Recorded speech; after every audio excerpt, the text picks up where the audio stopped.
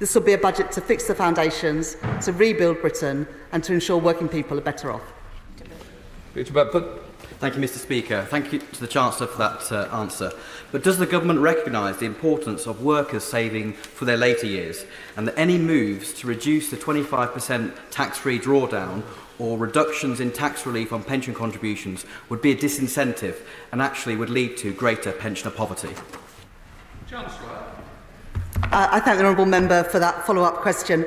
For many people who work hard and save for retirement, that money is not enough. I recognise that, and I believe that every penny saved into a pension should get a decent return. Billions of pounds of investment could be unlocked in the UK economy and could work better for those saving for retirement. We believe that the reforms that we look to bring in through the pensions review could improve the pension pot by £11,000 for people saving for retirement, and that's why the Minister for Pensions is leading that review to ensure that pensioners get a good deal in retirement and that people who sacrifice and work hard to save for their retirement get a decent return on that investment. Jacob Collins. Thank you, Mr Speaker. Pubs are the lifeblood of our local communities. In the home of British Brewing in Burton-on-Uttoxeter, we are blessed with wonderful pubs. Unfortunately, it's got to be linked to the question. Sorry, don't worry. We'll now come to Shadow Minister Nigel Huddleston. Thank you, Mr Speaker, and I'd like to congratulate the Chancellor and the entire Treasury team on their appointments. We've always had civil, albeit occasionally robust, interactions. I'm sure that will continue, but it's now our job to hold them to account for the important decisions that they make at the Treasury. So along those lines, during the election, Labour promised on more than 50 occasions not to increase taxes on working people. Do they recognise that working people have pensions too? And therefore, can she give those people saving for the future peace of mind by confirming that they will not increase taxes on pensions in the upcoming budget? I'm not going to speculate about what will be in the budget, but I'm absolutely determined to ensure that working people are better off. Under the last government, the tax burden reached its highest level in 70 years, and ordinary working people paid the price for that. This budget will be a budget to fix the foundations of the economy after the mess left by the previous government, to rebuild Britain and to make working people better off. Alice MacDonald. Number 2, Mr Speaker. Thank you, Mr Speaker. We have committed to deliver 1.5 million new homes as part of our mission to achieve economic growth across the country. We have already announced reforms to national planning policy that will help to get Britain building. This includes the reintroduction of mandatory housing targets and the removal of the effective ban on onshore wind in England. Alice MacDonald. Thank you, Mr Speaker. In Norwich, Anglia Square is a significant brownfield site in my honourable friend's constituency that, if unlocked, could provide over 1,000 homes and many jobs. The previous government failed to support its progression of this important site. Can the Minister tell me what local councils like Norwich City Council can expect from this government's approach to developing brownfield sites with partners? I thank the Honourable Lady for her follow-up question and welcome her to her place. As she knows from the Chancellor and the Deputy Prime Minister, this government takes very seriously our target to deliver 1.5 million new homes, and we will look at each and every opportunity across the country to do that. That includes making improvements to the system of developer contributions for community benefit to support the delivery of affordable housing and local infrastructure. Andrew George. The Minister fully knows that the planning system is built on the back of the ability to make millionaires on the stroke of a pen as a result of passing planning permissions. That often is not necessarily that it results in developments which are in the best interests of a local community. Surely there's more that the government can do to ensure that we tip the planning system to meet need rather than greed. Thank you, Mr Speaker. The issue of so-called hope value was something referenced in the Labour Party's manifesto, and the government will set out further detail in due course. Jill Morrow. Number 3, Mr Speaker. Thank you, Mr Speaker. With permission, I will answer this question together with questions 8 and 13. Investment is at the heart of this government's growth mission, alongside stability and reform. With robust fiscal rules and respect for economic institutions, the government is building the confidence needed to deliver private sector investment. It is vital also that the tax system supports growth, and that's why today I can confirm that at the budget the government will be outlining a tax roadmap for business to offer the certainty that encourages investment and gives business the confidence to grow, including our commitment to cap corporation tax at 25% for the duration of this Parliament and to retain full expensing. John Worrell. Thank you, Mr. Speaker, and I thank the Chancellor for that response. Last year, the North East attracted 67 foreign direct investment projects, creating over 4,000 jobs. In the key growth sectors, from advanced manufacturing to health and tech, those who know the North East know our huge potential, and I know that the Chancellor recognises that too. So what is she doing, together with our North East Mayor, Kim McGuinness, to ensure that more global investors are aware of the North East's strengths and we can attract more inward investment, creating more jobs? I thank my right honourable friend for that question, and she makes an important contribution both on behalf of her constituents but also based on her background working in science and technology before entering this House. My right honourable friend is absolutely right that the North East has got huge potential to grow the economy through sectors including advanced manufacturing, health, technology and also our creative industries. And this government will work with our local mayors, including Kim McGuinness, to develop those ambitious long-term local growth plans that reflect the North East's strengths and looks to address some of the barriers to growth and support delivery of our national industrial strategy, as well as narrowing some of the inequalities that have persisted for far too long. Alan Gamble. For the aviation and aerospace sectors, and aviation and aerospace is important for my constituents in Central Ayrshire, with 55% of aerospace jobs based in Prestwick. Can my right honourable friend tell me what more the government will do to ensure continued international investment in these sectors? I thank my honourable friend for that question, and I know that his experience as His Majesty's Trade Commissioner in India means that he understands the importance of global trade and investment to the UK economy, including to the Scottish economy. Last week I had the opportunity to visit the National Manufacturing Institute in Scotland and see firsthand the excellent work that's going on to promote innovation in a whole range of sectors, including aerospace and satellite technology.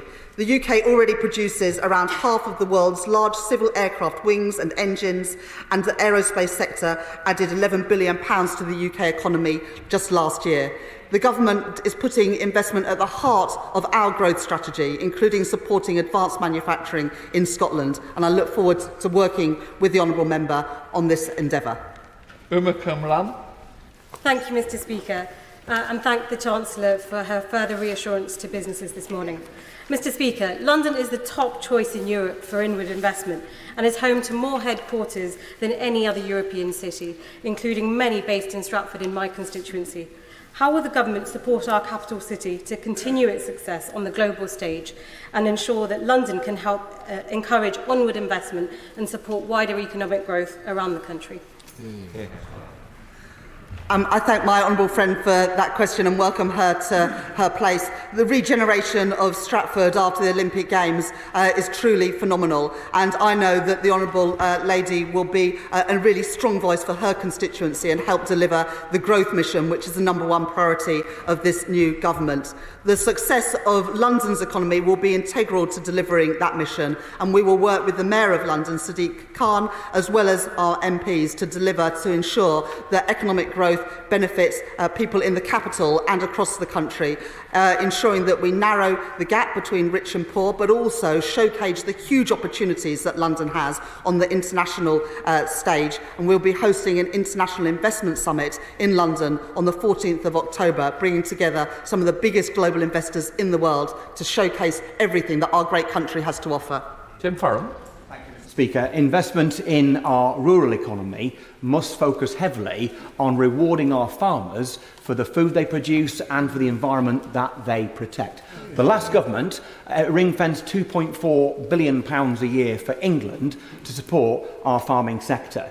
Through indifference or incompetence, they underspent by 100 million last year and betrayed our farmers in doing so. Will she confirm to me, to my farmers and to this House that she will not bake in that underspend that was the fault of the last Conservative government and will commit to at least ring-fencing what is already invested in farming, and if not, hopefully back the Liberal Democrats' call to back £1 billion extra into farming so that we can feed our... Order, Mr Farron, please don't take complete advantage. I think it's slightly strayed from the original question. If you want to have a go at it, by all means, but if you don't, I understand, Chancellor. The rural economy plays an incredibly important role in our economic prosperity as a country, and boosting food security and biodiversity is obviously incredibly important to a whole range of this government's objectives. I will ensure that the Secretary of State for Environment, Food and Rural Affairs hears loud and clear the message from the Right Honourable Member, and will ensure that I'm sure that he will include that as part of his submission to the spending review on the 30th of October. Jim Shepherd. Thank you, Mr Speaker. Can I thank the Chancellor for that and welcome her to her place. It's very important, obviously, to encourage inward investment. It's also important to address the issue of youth unemployment. As of the first quarter of 2024, the youth unemployment rate of Northern Ireland was 5%, compared with 3.8% on the month before. So can I ask the Chancellor this question? What chance and discussions has the Chancellor had with the Northern Ireland Assembly Minister in charge to ensure that youth unemployment in Northern Ireland is reduced to a figure that's acceptable, and that should be zero? Thank you. A huge amount of inward investment goes to Northern Ireland, as the honourable gentleman knows, and it is important that young people are able to take advantage of those huge opportunities in our economy, whether it is in financial services, advanced manufacturing, shipbuilding, and in so many other sectors that are important to Northern Ireland. It is a travesty that something like 1 in 5 young people today are not in employment or education or training. The Secretary of State for Work and Pensions will be bringing forward a white paper to ensure that everybody who can work does work and are given the support to succeed, both in Northern Ireland and right across the United Kingdom. No law. Question 4, Mr Speaker. Thank you.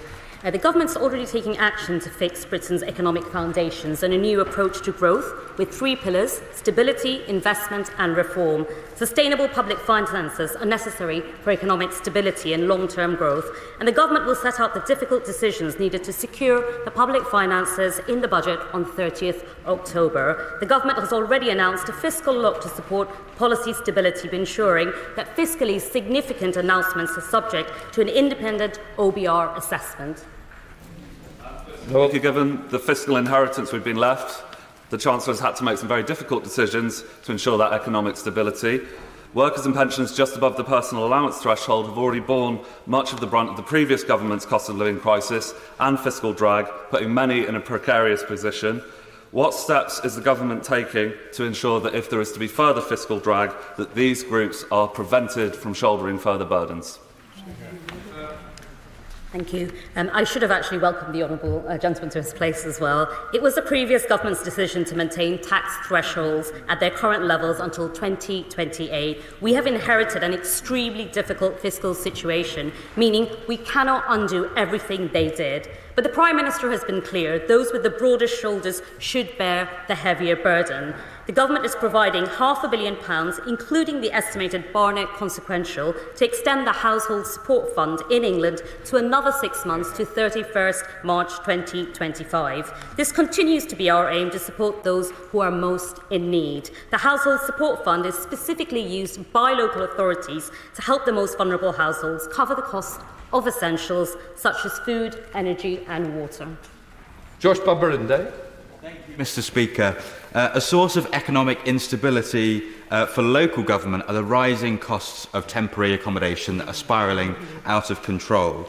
And Eastbourne Borough Council leader Stephen Holt, together with 118 other council leaders, cross-party, wrote to the last government to ask for urgent support and propose a number of solutions too, but they were completely ignored. Will this Chancellor meet with me and local government leaders, including Eastbourne's, to discuss what immediate support she can provide to help us across the country tackle the temporary accommodation crisis?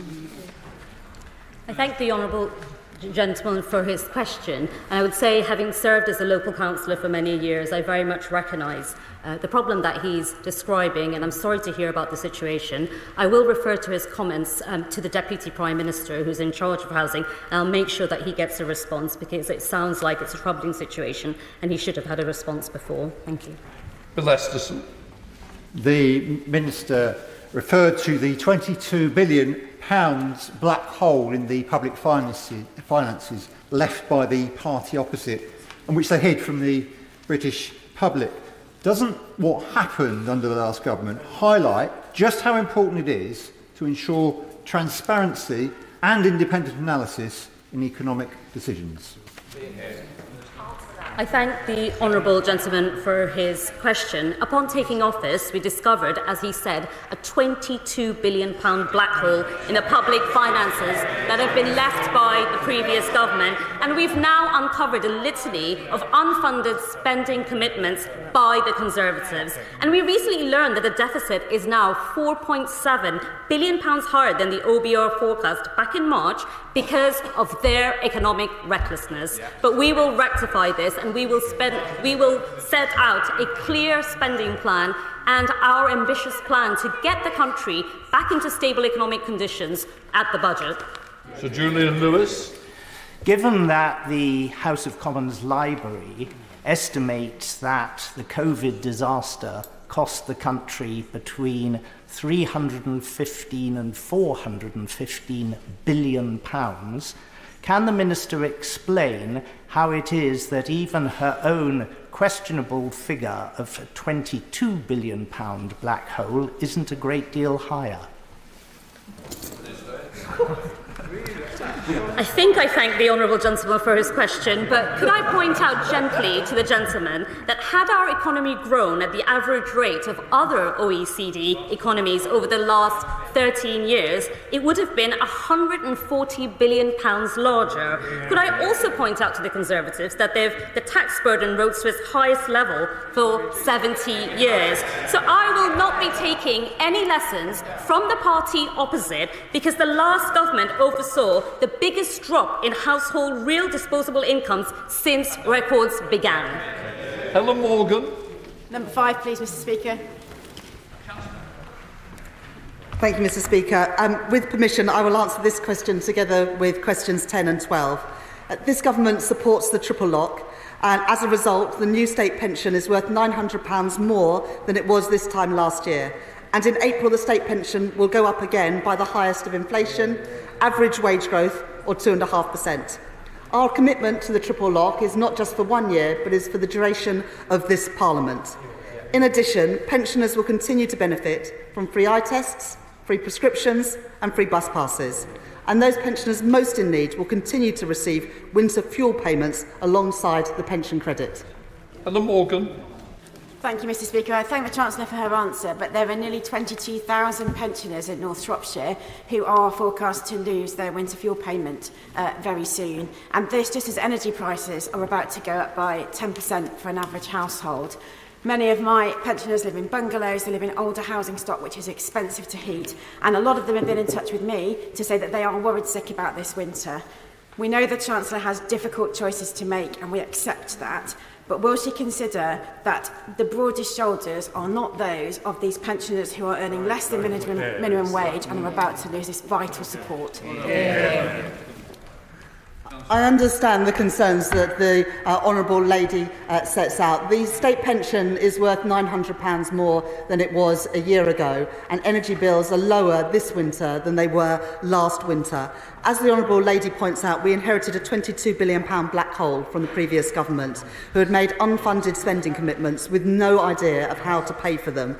When I became Chancellor, I undertook an immediate audit of the spending situation to understand the scale of that challenge, and I made difficult decisions, some very difficult decisions, to put the public finances on a sustainable footing. They were tough decisions, but they were the right decisions in the circumstances that we face. This includes the decision to make the winter fuel payment better targeted so pensioners who need it most still get it alongside the pension credit. Targeting winter fuel payments saves around £1.5 billion a year to support the public finances. Steve Darling. Mr. Speaker, in Torbay, the constituency I represent, there are 21,000 pensioners who will be impacted by this cut. In Devon and Cornwall, almost 90% of pensioners will be impacted by this cut, whilst many of us would acknowledge that you were left with a massive financial challenge when coming into this post. One remains extremely concerned for residents who have reached out to myself and many colleagues with their major concerns about being able to make ends meet as we enter into the winter period. They've had no time to save for this, and therefore it's a complete shock to them. What assurances can you give us that you'll be supporting those who are most vulnerable? And if it's failing to achieve this, what assurances can you give that you will scrap these proposals? Thank you, Mr. Speaker. I thank the honourable gentleman for that question and welcome him to his place. He'll be a powerful representative for the people of Torbay. Like the honourable gentleman, I want to ensure that the lowest income pensioners get the support that they are entitled to. Under the previous government, 800,000 pensioner households entitled to pension credit were not receiving it.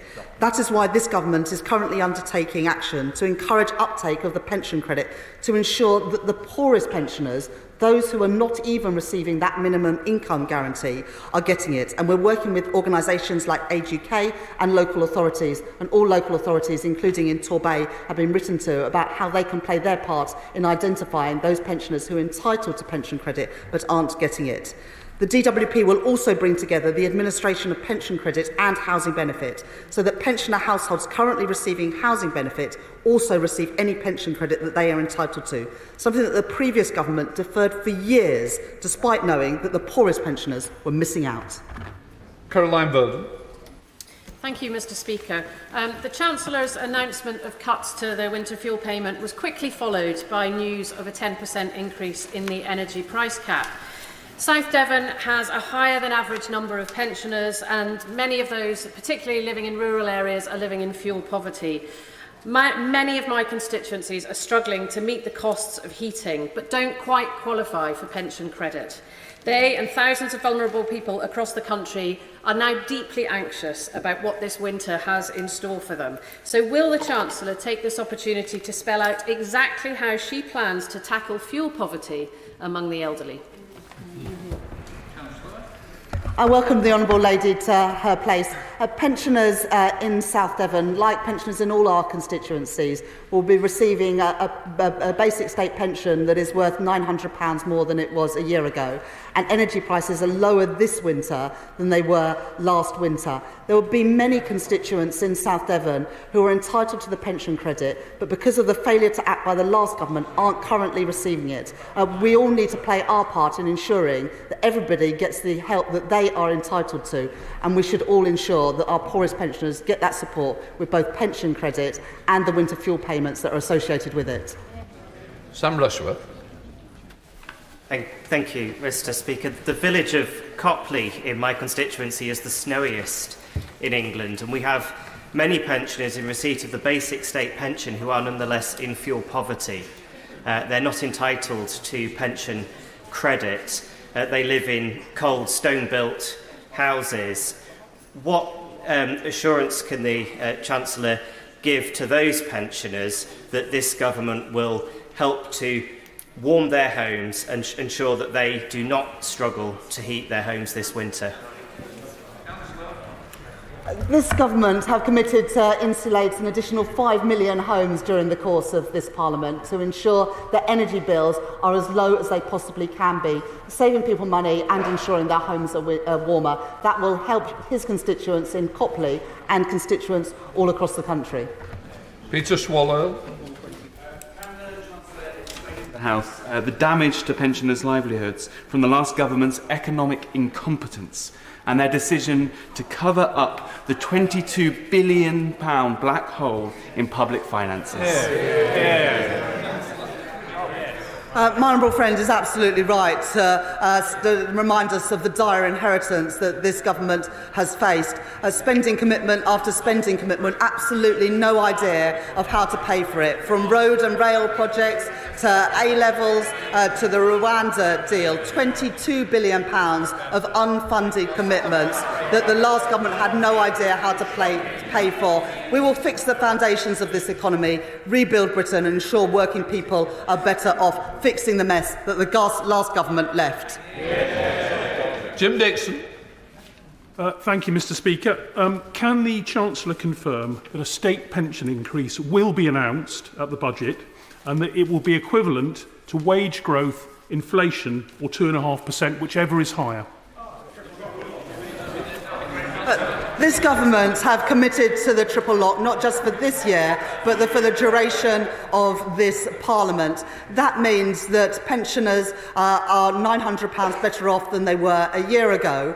And based on September earnings data and inflation data, we will uprate pensions next year by whichever is higher, 2.5%, inflation, or average earnings. We are ensuring that pensioners get the pensions that they are entitled to and have contributed to.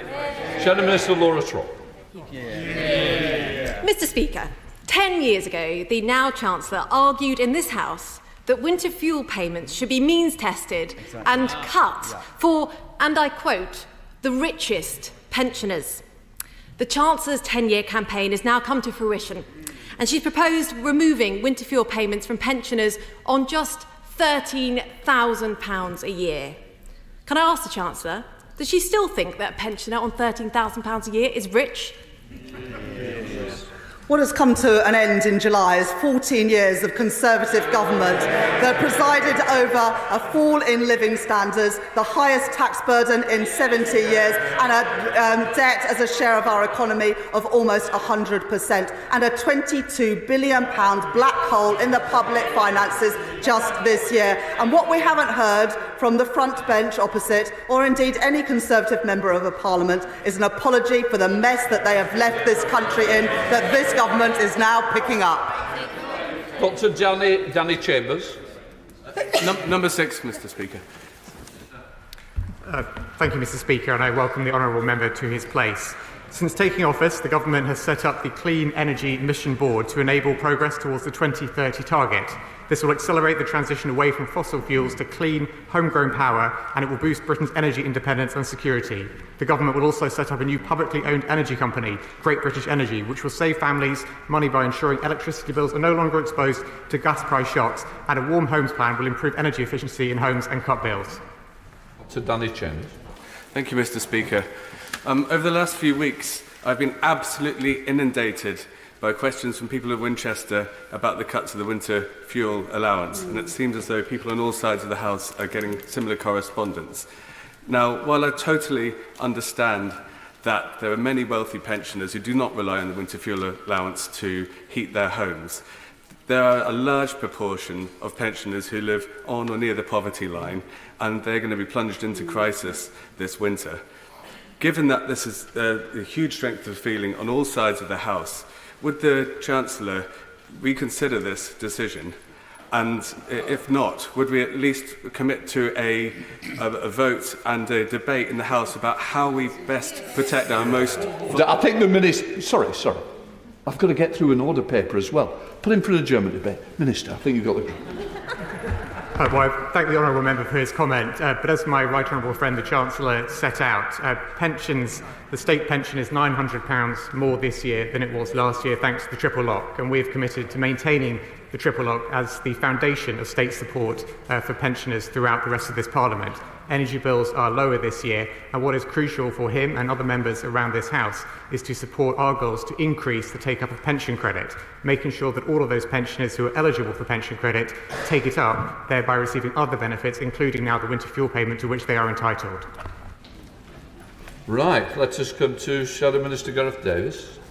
Mr Speaker, during the general election, the Labour Party committed to bringing down energy bills by £300. Now the election is over, energy bills are going up by some 10%. So on behalf of the British electorate, and especially the 10 million pensioners who are having their winter fuel payments taken away, can the Minister confirm to the House that this £300 cut is still their policy? If it is, how is the £300 specifically calculated, and when will it be delivered?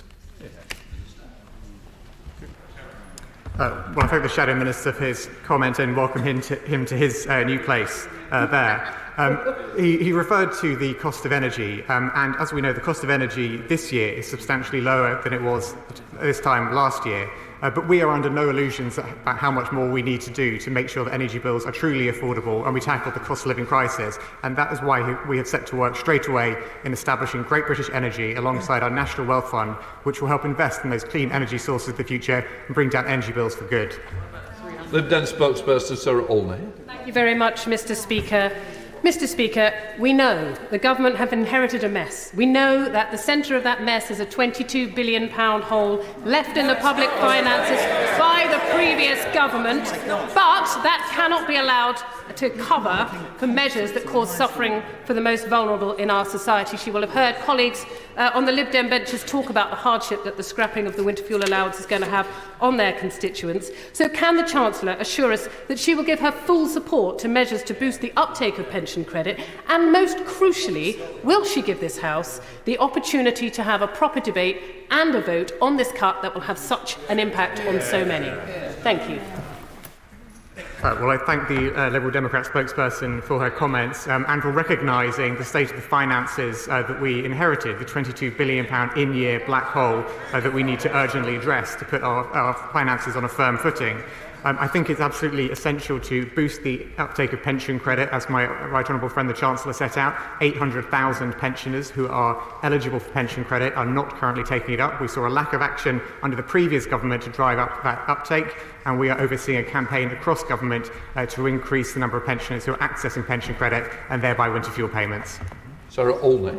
Thank you very much, Mr. Speaker. I welcome that response. But if the government are asking us all to make difficult sacrifices, then people need to know that the government are making the vital investments that will protect the vulnerable and help to deliver economic growth. So will the Chancellor agree with me that now is the time to work across government to launch an emergency home energy upgrade programme to provide free insulation and heat pumps for low-income households? A crucial part of our manifesto and the manifesto commitments that we brought into government is to increase insulation of up to 5 million homes across this country. We'll be setting out further details about our plans for insulation in due course, but we know that that is the kind of investment which brings down energy bills for good. Chris Webb. Question 7, Mr. Speaker. Thank you, Mr. Speaker, and I thank the honourable member for his question. With permission, Mr. Speaker, I would like to take this question with numbers 15 and 17. Mr. Speaker, the government is focused on improving living standards across this country, which is why growth is a key priority. If real household disposable income per capita had grown from 2010 to 2023 at the same rate as in 1997 to 2010, it would have been £4,000 higher last year. The approach of this government will also centre on fostering good work. The government will reform employment support to offer more people dignity and purpose in meaningful employment. The plan to make work pay sets out a significant and ambitious agenda to ensure workplace rights are fit for the modern economy, empower working people and deliver economic growth. We have launched a ministerial task force on child poverty and updated the Low Pay Commission's remit to consider the cost of living when making recommendations on the national living wage. I thank the Minister for that reply. Many in my constituency of Blackpool South have contacted me regarding the means testing of the winter fuel allowance and linking to pension credit. I believe thousands in my constituency don't receive pension credit, potentially missing out on £3,900 a year. What steps is this government taking to ensure that all pensioners in my constituency and across the country receive what they're entitled for? Well, I thank my honourable friend for his question and welcome him to his place. And he is absolutely right to highlight how important it is to make sure that all of those eligible for pension credit but not claiming it do sign up and thereby receive the benefits to which they are entitled, including now the winter fuel payment. The government is undertaking a new campaign to drive take-up, and the Department for Work and Pensions is holding a pension credit week of action in the first week of September, where promotional activities will be supported by organisations including Age UK and local authorities. There will be further action in the coming months, including TV, press and radio, and we will be directly writing to up to 120,000 pensioners who receive housing benefit but are not claiming pension credit to encourage a claim where they may be eligible. Dan Tomlinson. Thank you, Mr. Speaker.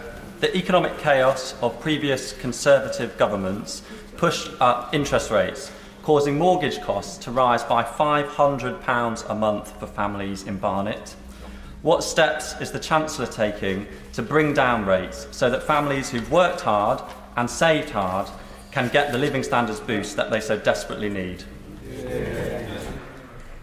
Well, I thank my honourable friend for his question and welcome him to his place. And as he rightly points out, it is the recklessness of the previous government which has had a direct impact on his constituents' living standards. As a new government, we recognise that many households right across the country have been facing higher mortgage costs in recent years, and we are already taking action to fix Britain's economic foundations with a new approach to growth, with 3 pillars of stability, investment and reform. Now, Mr Speaker, sustainable public finances are necessary for economic stability and long-term growth, and the government will therefore set out the difficult decisions needed to secure public finances in the budget on October the 30th. Mr Speaker, in North Warwickshire and Bedworth, like my honourable friend, monthly mortgage costs rose by an average of 22% in the year following this government's disastrous mini-budget. This made life really difficult for hard-working families in my constituency. What steps is the Chancellor taking to ensure that such a devastating situation can never happen again to families in my constituency and across the country? Well, I thank my honourable friend for her question and welcome her to her place. And she is, of course, absolutely right to highlight just how much damage the Conservatives' recklessness in 2022 caused families in North Warwickshire and beyond. Conservative ministers' decisions unleashed economic turbulence that pushed up people's mortgages and made people across Britain worse off. Our new government will hardwire budget responsibility into government with our new fiscal lock in the Budget Responsibility Bill. That will make sure the disaster we saw nearly 2 years ago can never happen again. Baldwin. Thank you, Mr Speaker.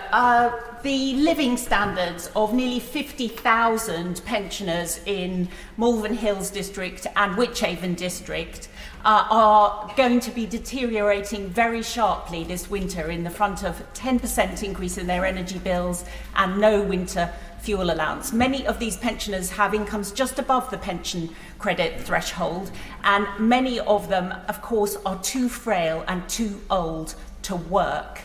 And yet, within the first few days of coming to office, the Chancellor managed to spend over £22 billion very quickly by setting up Great British Energy, by setting up a national wealth fund, and by giving in to the pay demands of her party's union paymasters. Is it not the case that this Chancellor has made the chilling political choice to balance the books of this country on the very frailest shoulders? Thank you, Mr Speaker. Well, I'm disappointed that the honourable member is talking down essential investments in our country's future that we've made, and that she also seems to be confused that there is a £22 billion black hole because of the unfunded spending commitments made by the party opposite when they were in government. But she makes an important point about protecting pensioners, and that is why it is so important to ensure that all of those pensioners who are eligible for pension credit take up pension credit, and I would look forward to her support in making sure they do so. Wendy Chamberlain. Mr Speaker, statistics from the Trussell Trust published today show that people on universal credit, half of them ran out of money and couldn't afford to buy food before the end of the month. What prospect do these people have to increase their living standards? Now, the reintroduction of the Household Support Fund is welcome, but can I ask the Treasury, what steps are they doing to make sure that people do not go hungry this winter? Well, I thank the honourable member for her question. As she rightly points out, through the extension of the Household Support Fund, the government is providing £500 million to extend this fund in England for another 6 months, and it would include Barnet consequentials. We believe that is an important measure to help people with the months ahead. But I think in the longer term, the crucial way to get people's living standards to increase and to tackle the cost of living crisis is to get the economy growing. And we've spoken at length about the measures that we've already taken as a new government, from planning reform to the National Wealth Fund to Great British Energy. All of that is about getting the economy growing, because that is the way to sustainably make people better off and invest in our public services. Kirsty Blackman. Means testing the winter fuel payment increases the burden on many vulnerable people, and it reduces their living standards. Unlike the Scottish Government, who's got many statutory constraints on our budgets, the Chancellor's fiscal rules are entirely self-imposed. Does the Minister think that sticking to the Chancellor's fiscal rules is more important than the health and well-being of pensioners? Well, I thank the honourable member for her question, but I think, let me be really clear about this. If we don't have fiscal responsibility, if we don't stick to fiscal rules, then we lack the economic stability which is so crucial to getting the economy growing and to making sure that people across Britain are better off. We have to make sure that we return stability and fiscal responsibility to our country after the record of the government opposite. We saw what happened when the government opposite lost control of public finances, when they made unfunded spending commitments. We need to make sure that will never happen again, which is why we are hardwiring fiscal responsibility into the future of government through our new budget responsibility bill. Damien Egan. Question number 9, please, Mr. Speaker. Thank you, Mr. Speaker. With permission, I will answer this question together with question 22. Sustained economic growth is the only route to improving the prosperity of our country and living standards of working people. That is why we've already taken a number of actions to begin to deliver on our growth mission, the number one priority of this new Labour government, with a series of planning reforms to get Britain building, establishing a national wealth fund to bring in private sector investment, announcing a pensions review to unlock growth, boost investment and deliver better returns for pensioners, and launching Skills England, announcing the forthcoming white paper on getting Britain working again. This government is determined to boost growth and improve living standards, and by doing that, to have the money that we need to fund our vital public services. Damien Egan. Thank you. I'd like to thank the Chancellor for her answer, and so much of what she describes and talks about the delivery of that runs through local government. I'd like to ask the Chancellor about the progress that has been made to giving local councils longer-term funding settlements.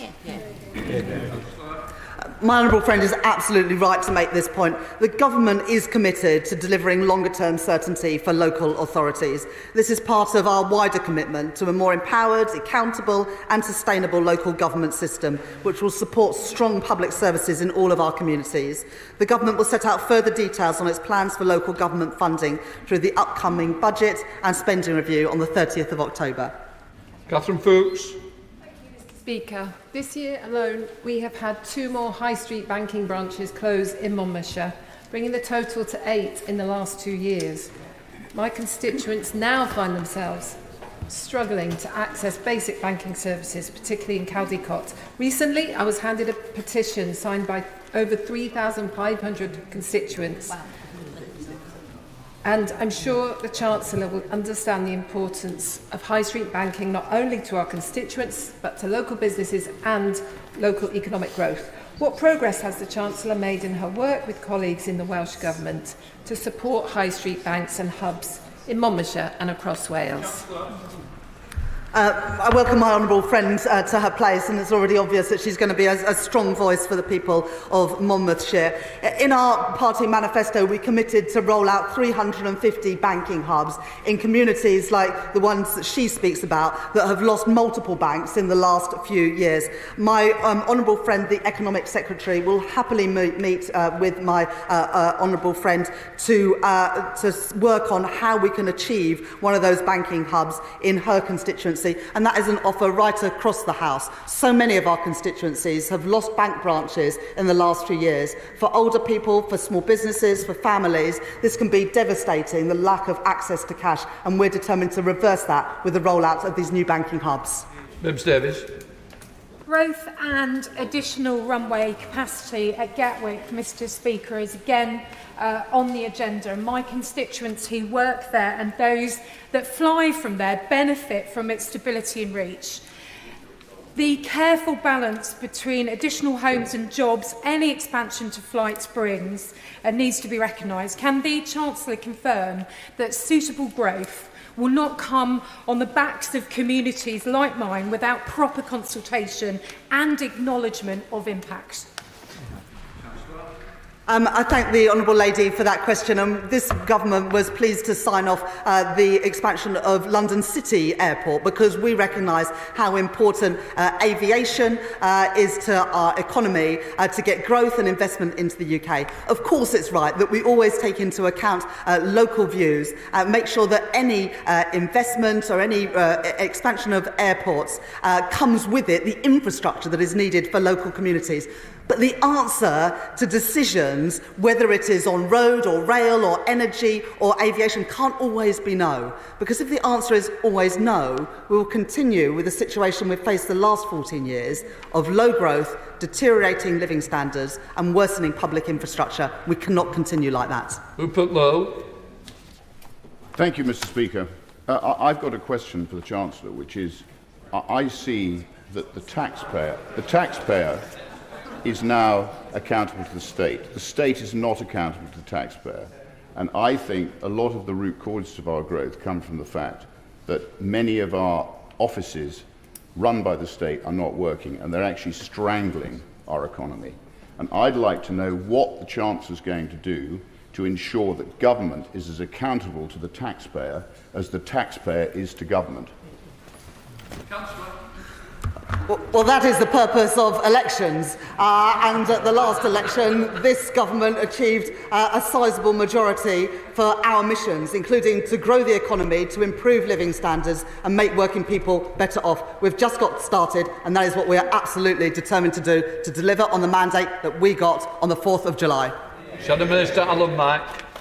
Thank you, Mr. Speaker. The IOD's latest Economic Confidence Index shows optimism in the economy fell back to -12 last month, following a 3-year high of +7 in July. Can the Chancellor explain how Labour's tax rises on working people, businesses and pensioners will contribute to economic growth when the economy is already going backwards under this Labour government? Well, I think I thank the honourable gentleman for that question. On the 14th of October, we are hosting an international investment summit, welcoming to London some of the biggest investors in the world. In the last 2 months that I've been in this role, I've met over 300 business leaders, talking to them about the huge opportunities to invest in our great country, in industries like life sciences, financial services, creative industries, low carbon technologies. The opportunities are endless, and this government is determined to work with business to ensure that we bring good jobs, investment and prosperity right across the United Kingdom. We now come to Topicals, Gagan Mahendra. Topical number 1, Mr. Speaker, please.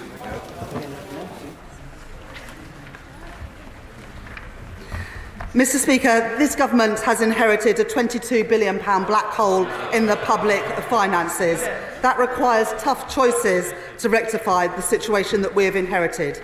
And we will also clamp down on egregious spending and half government spending on consultancy.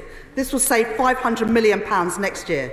Increasing consultancy spend has been rife across government these last 4 years, up 55% at the Department for Transport, up 137% at the Foreign, Commonwealth and Development Office, and up a staggering 416% at the Home Office. No wonder taxes are so high and public services are so poor when the last government frittered away taxpayers' money with no concern. I will treat taxpayers' money with respect. We will fix the foundations of our economy so we can rebuild Britain and make working people better off. Thank you, Mr. Speaker. Can I welcome the Chancellor to her place? Notwithstanding what she's just said there, can the Chancellor tell the House why she has made the political decision to scrap the commitment to at least 2.5% of GDP on defence spending, undermining our support for Ukraine, and instead prioritised giving her union paymasters inflation-busting pay rises that have only led to more unions calling for more strikes and more pay? Let me respond directly on the issue of Ukraine. I had the pleasure to meet Minister Marchenko from Ukraine in my first couple of weeks in this job and made the commitment to him to go ahead with the Extraordinary Revenue Acceleration Programme. I think this is an area that it's important that across the House we work together to support the Ukrainian people against the Russian invasion. In the last Parliament, we always supported the government when they took action to support the Ukrainian people. I hope that cross-party support can continue. Everybody, it's Topicals, and I've got a big list to get through. Rachel Maskell will give us a good example. Thank you, Mr. Speaker. In York, the average rent rise of 11.9% exceeded the state pension rise by £380 this year. With the loss of the cost of living payments and winter fuel payments, increase in the energy price cap and cost of living, pensioners are frightened how they're going to keep warm this winter, as am I. With changing the eligibility for the winter fuel payments, how will she protect pensioners above the pension credit threshold to prevent cold, ill health or worse this winter? I thank my honourable friend for that question. The basic state pension is worth £900 more than it was a year ago and will go up again in April next year because of the triple lock which we have committed to for the duration of this Parliament. We have already written to York Council and working with local authorities across the country to boost take-up of pension credit because this government, unlike the last government, is determined to ensure that 800,000 people entitled to pension credit actually receive it. Thank you, Mr. Speaker. When the Chancellor was sitting on this side of the House, she repeatedly attacked cronyism. So can she tell the House whether she told the Treasury Permanent Secretary that Ian Caulfield had made a donation to her before she got him appointed as a director in the Treasury? Yes or no? Yes. All governments appoint people to the civil service. The donation from Ian Caulfield was declared over a year ago in the proper way, and we answered all the questions in the right way that the civil service asked when we made that appointment. Ian Caulfield is supporting this government in hosting the International Investment Summit, which is going to bring hundreds of global investors to the UK next month. I think that means the answer is no. And the Ministerial Code states that ministers must ensure that no conflict arises or could reasonably be perceived to arise between their public duties and their private interests, financial or otherwise. That did not happen. So will she tell the House why is cronyism wrong under the Conservatives but acceptable under Labour? I think they've got a bit of brass neck criticising this government after the appointments and the partying at Downing Street that we saw under the last Conservative government and billions of pounds of contracts handed out to friends and donors of the Conservative Party. That's why this government are appointing a COVID corruption commissioner to get that money back from taxpayers, because unlike the last government, we are determined that taxpayers' money is treated with respect and not handed out to donors of the party. Mr. Speaker, Age UK report that there are around 1 million pensioners who just miss out on the winter fuel payment. These are people living on modest incomes within £50 of the poverty line who will miss out due to a tiny occupational pension, including many in Liverpool Wavertree. We have heard about the campaign to take up pension credits, but can my right honourable friend tell us specifically whether that pension credit will be backdated? Yes, absolutely. Pension credit can be backdated by up to 3 months, and we will ensure that happens. We are also working closely with Liverpool City Council to ensure that constituents in Liverpool Wavertree and indeed in all of our constituencies are getting the support that they are entitled to. The poorest pensioners who are entitled to pension credit should get it. It's a travesty that 800,000 missed out under the last Conservative government. We will ensure that pensioners entitled to support get it. Thank you, Mr. Speaker. It's estimated the Bank of England will require a further £110 billion of taxpayer subsidy to cover long bond sale losses through to 2030. So why is the Chancellor clobbering pensioners to save £1.5 billion a year when she could be challenging the Bank of England to save tens of billions of pounds a year? Well, before I became a Member of Parliament, I was an economist at the Bank of England, and I respect the independence of the Bank of England. The previous government undermined that independence. That contributed to the economic chaos we saw under the last Conservative government. This government will never go down that route. Chris MacDonald. Thank you, Mr. Speaker. Can the Chancellor of the Exchequer confirm that her decisions are targeted at winning new investment in green industry in places such as Billingham in my constituency? I thank my honourable friend for that question, and I also welcome him to this House because he brings a great deal of expertise on green steel from his previous career. And indeed, part of the plans of this government to launch the National Wealth Fund is precisely to create investment across the country in some very important strategic industries, and decarbonisation of steel and the steel industry is one of those. Luca Harding. Thank you, Mr. Speaker. Mr. Speaker, the prospect of the financial collapse of a major utility company like Thames Water should cause us all grave concern. Not only what it would mean for consumers in my constituency and many like it, but the wider implications it will carry for our economy and the government finances. Would the Chancellor therefore agree with me that putting Thames Water into special administration now and reforming it would not just protect consumers, including my constituents, but would protect the wider economy? Water companies are commercial entities. It would therefore not be appropriate for me to comment on it today, and it's for the company and its investors to resolve their possible issues. Josh Newbley. Thank you, Mr. Speaker. For decades, members of the Mine Workers Pension Scheme in Cannock Chase and across the country have seen billions go to successive governments. With an average of 19 scheme members passing away every day, a resolution cannot come too soon.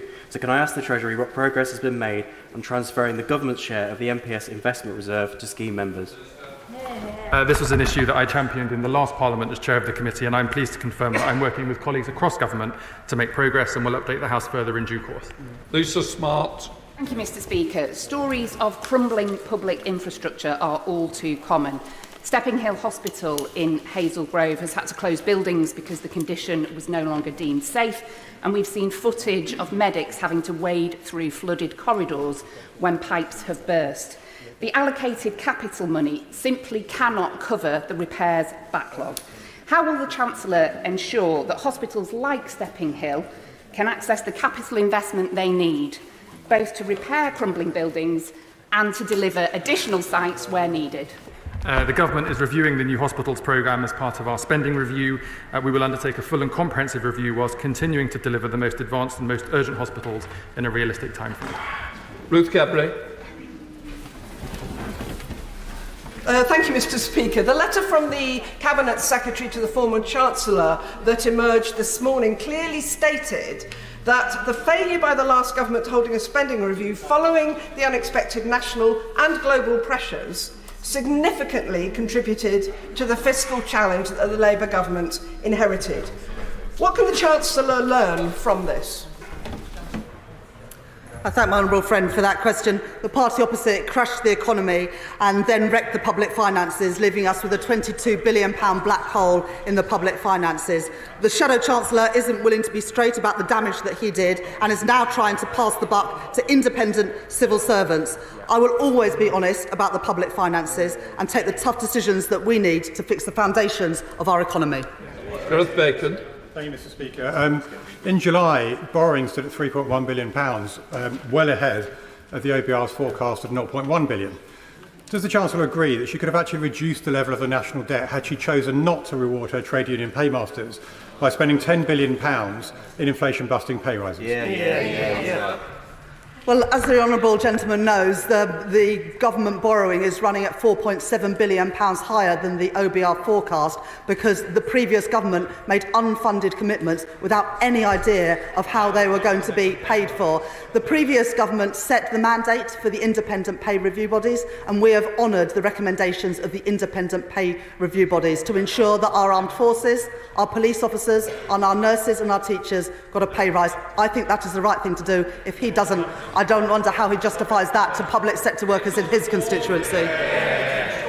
Thank you, Mr. Speaker. Does the Minister share my concerns about reports of the trade union victimisation at the HMRC's Benton Park View office in Newcastle, where 3 PCS reps have already been dismissed and more face live disciplinary proceedings? I'm pleased to welcome those 3 reps to Parliament today. Will the Minister agree to meet with them and the PCS about this worrying situation?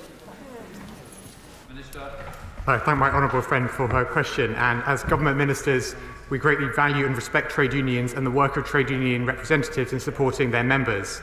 Whilst it's not appropriate for me to comment on individual cases, I will look into this matter further and respond to my honourable friend in due course. Sir Ashley Fox. Mr. Speaker, the Chancellor's decision to cut the winter fuel payment is forecast to save £1.5 billion. Can she advise the House what other options she considered for making savings in the DWP budget before deciding to make this cut? I thank the honourable gentleman for his question. The black hole that we inherited was £22 billion, and we announced in the statement on July the 29th £5.5 billion worth of savings to reduce the size of that black hole. But the honourable gentleman can see that there is still work to be done, and we'll be setting out further measures in the budget on the 30th of October to get a grip of the public finances. Joe Powell.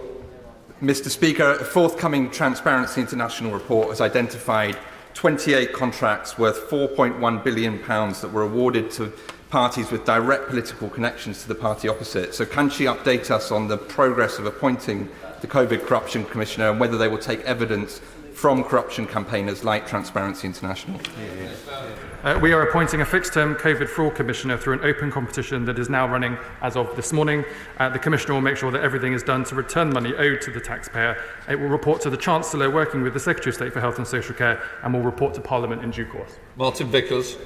Thank you, Mr. Speaker. The economic potential of the Briggingham constituency in the wider Humber region is heavily dependent on the renewable energy sector. However, there is a cloud on the horizon with the future of Scunthorpe Steelworks in doubt. Can the Chancellor give an assurance that if there are redundancies at Scunthorpe, there will be a generous package of support for workers and investment through the local authority to redevelop the area?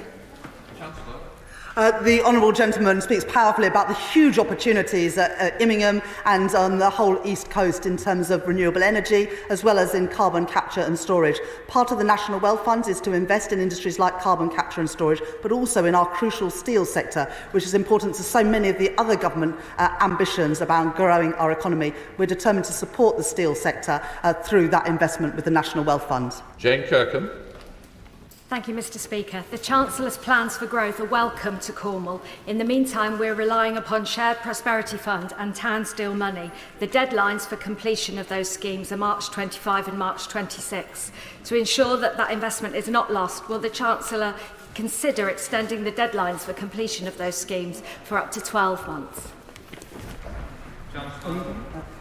I thank my honourable friend for that question and welcome her to her place, and she speaks powerfully on behalf of the people of Cornwall too. The spending review will be the appropriate time to look at the shared prosperity funds and what resource we can give to the people of Cornwall, and I'm sure that my honourable friend will work with the relevant Secretaries of State to ensure that those representations are heard.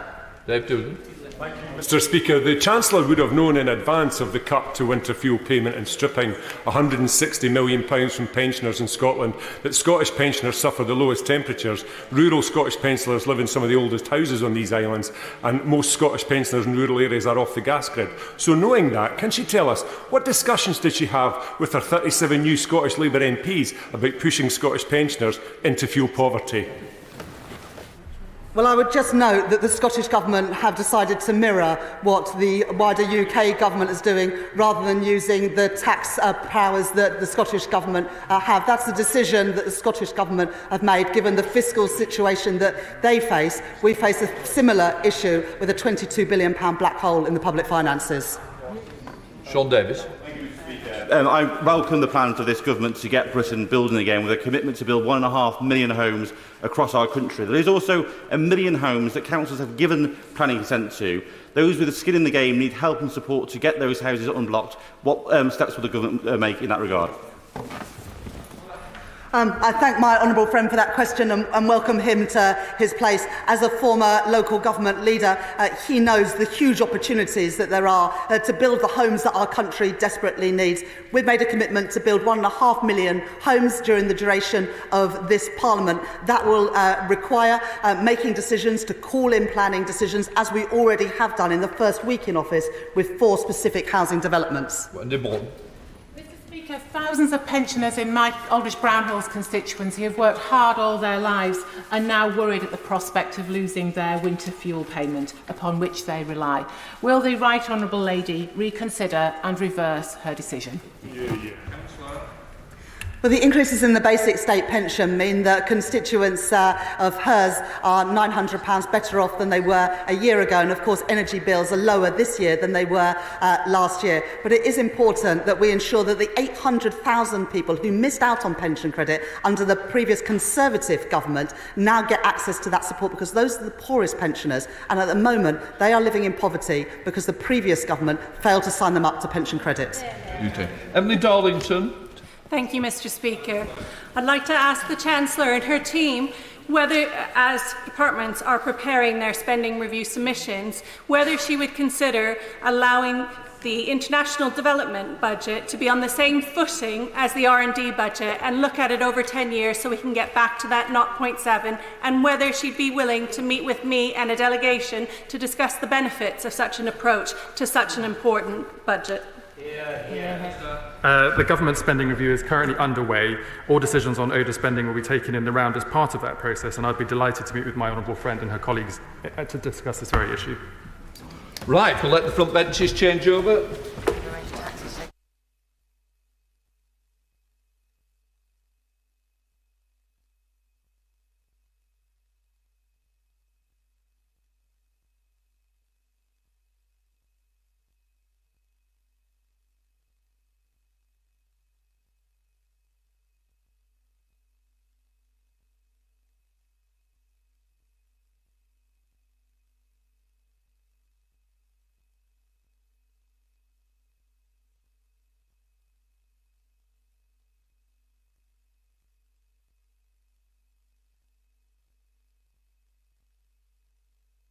All the best. Right, we now come to the urgent question. Dame Harriet Bowen. To ask the Foreign Secretary if he will make a statement on the political and humanitarian situation in Sudan. Thank you, Mr. Speaker, and I'd like first to welcome the Right Honourable Lady to her place. Of course, as former Africa Minister, I know that she's deeply concerned about these issues. I'm very grateful for the fact that this urgent question has been brought. It could not be, indeed, more urgent. Last month, Mr. Speaker, I visited South Sudan to assess the situation in Sudan and to meet those who've been forced to flee horrendous violence. The scenes of suffering and devastation that I heard about, from families that have been torn apart, children who were on the brink of starvation, have been etched in my memory. We now have confirmation that the senseless war between the Sudanese Armed Forces, or SAF, SAF, and the Rapid Support Forces has brought famine to Sudan. In northern Darfur's Zamzam IDP camp, which hosts over 500,000 people, 100 people are dying from starvation every day. But we have to be clear that these conditions exist across Sudan.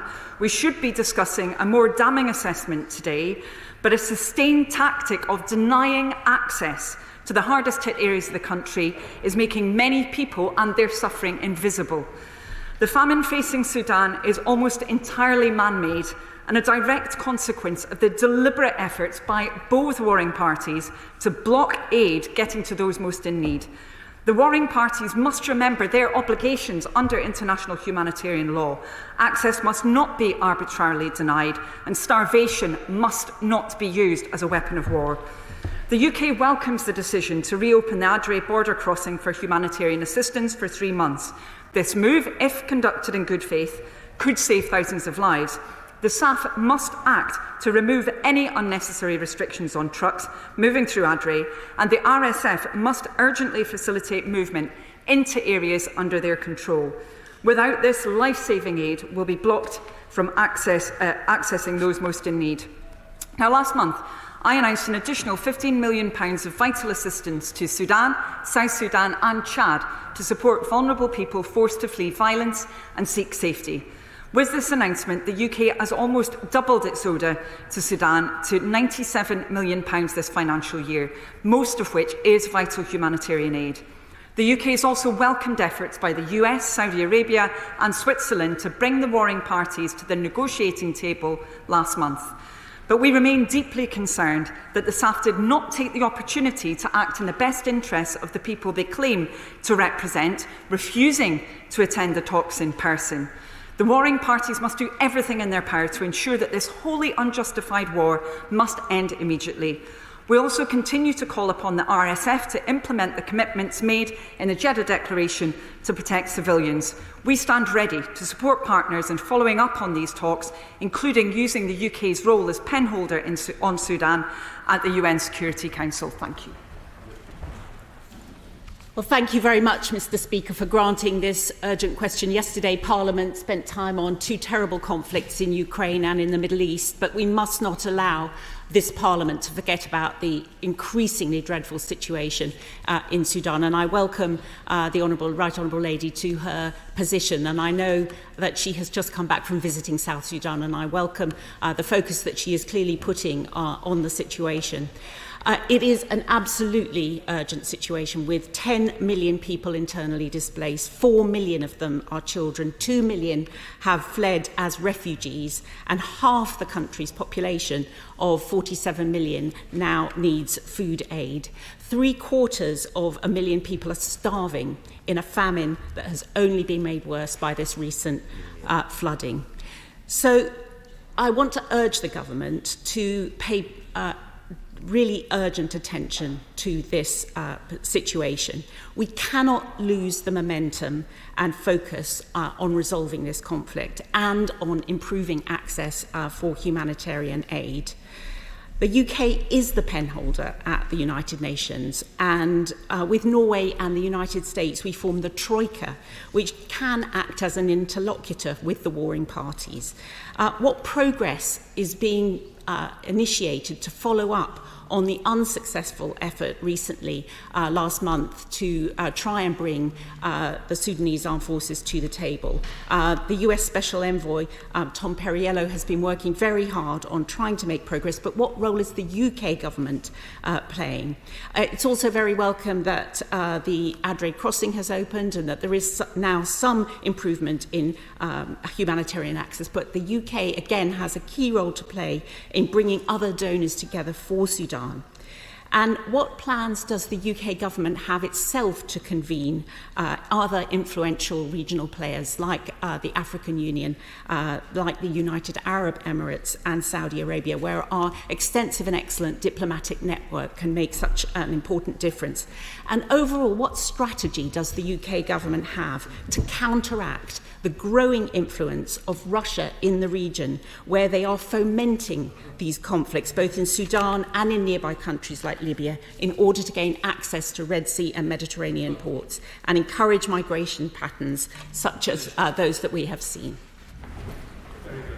Thank you, Mr. Speaker. I'm grateful to the Right Honourable Lady's commitment on these incredibly important questions. She talked about some of the figures around those who've been displaced. Well, indeed, Sudan currently is the world's largest displacement crisis in absolute terms.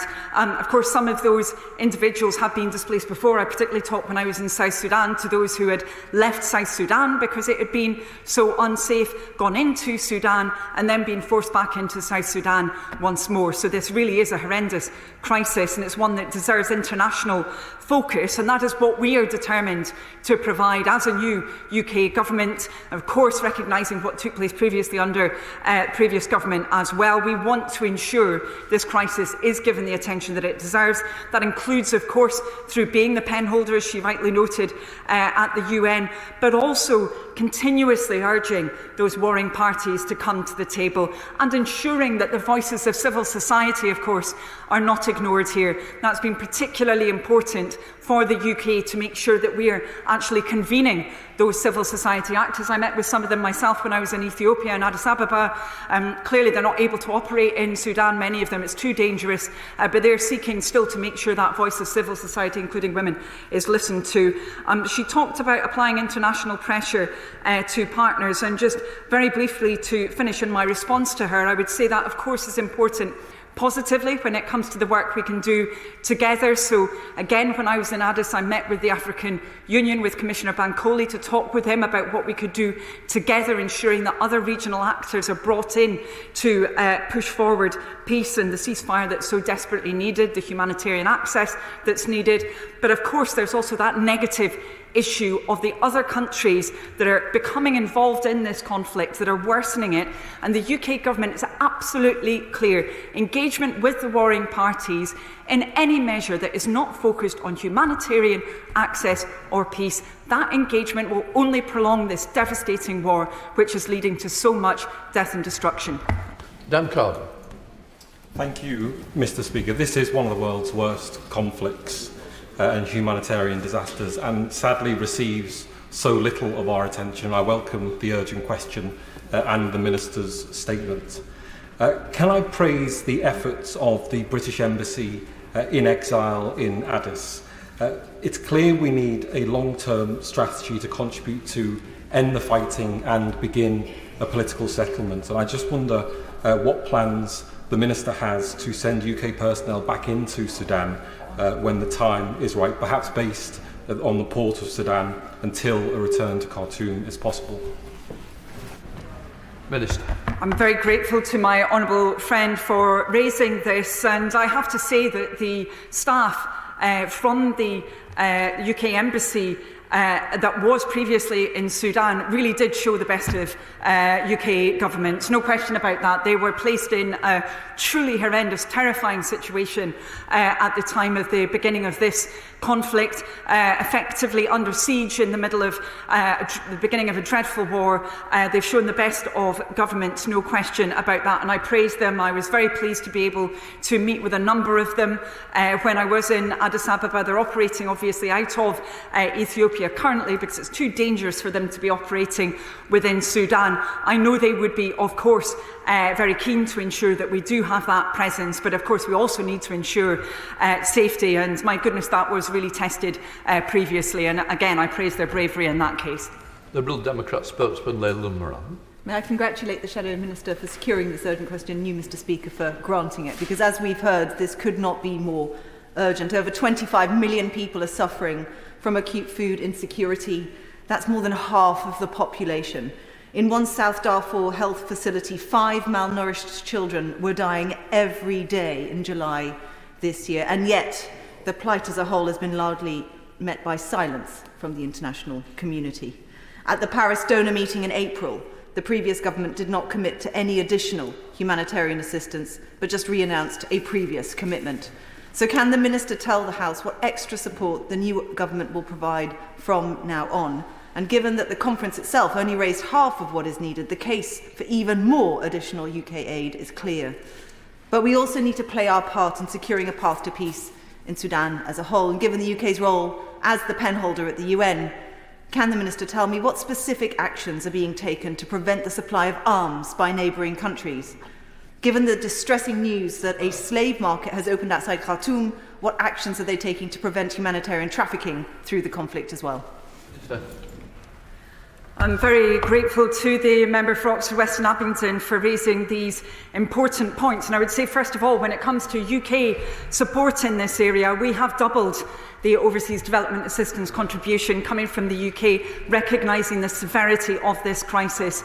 That means that I announced another £15 million of vital assistance on the 22nd of August, bringing that up to £97 million. Obviously focused on Sudan, where it's possible to operate. Of course, much of the country is very, very difficult to access, including for humanitarian bodies now, but also for those fleeing to South Sudan and Chad as well. She talked about neighbouring countries. I would mention the fact that there are a number of countries which we would be very, very clear in urging to not engage in destabilising activity. I know I mentioned this a moment ago in response to the Shadow Development Minister, but any activity that is not focused on humanitarian support or on promoting peace is effectively prolonging the war, it's worsening the humanitarian situation, and it's creating a legacy for the future, which will be very, very difficult to deal with. We're seeing large numbers of unaccompanied children, for example, a really, really disturbing situation. So we want that message to be heard loud and clear. Thank you very much, Mr. Speaker. I appreciate it. I wish that this conflict and resulting famine wasn't stopped before it started, and I'm grateful for the Secretary of State's commitment to it. However, when the International Development Select Committee took evidence in April, we very much found that it was a war on women. So can the Secretary of State please tell us what specifically she is doing to protect women from the horrendous rapes that are going on, from the sexual abuse, and what she is doing for the Foreign Secretary team to gather atrocity prevention data? Minister. I'm very grateful to my honourable friend for mentioning this, and of course she has great expertise in this area, and we're deeply concerned about the escalation of conflict-related sexual violence that we've seen taking place in Sudan since the outbreak of the conflict in April 2023. We've seen reports that I know she will be well aware of, and others in the House, that, for example, there have been 262 rape cases reported over the period from April to August. That is likely to be a massive underestimate of the situation on the ground. Disturbingly, we're seeing those women and girls who are subject to sexual violence in IDP camps when they're travelling, at checkpoints, even in their own homes, when they're trying to get firewood, when they're desperately trying to get support for their families. There are also reports of kidnapping, ransom and sexual exploitation. She asked, what is the UK doing on this? We continue to condemn those atrocities against women and girls. We've called out human rights violations, especially conflict-related sexual violence carried out by the parties to the conflict, and we've done that within the UN Human Rights Council and Security Council, and we're working to ensure that evidence is indeed collected.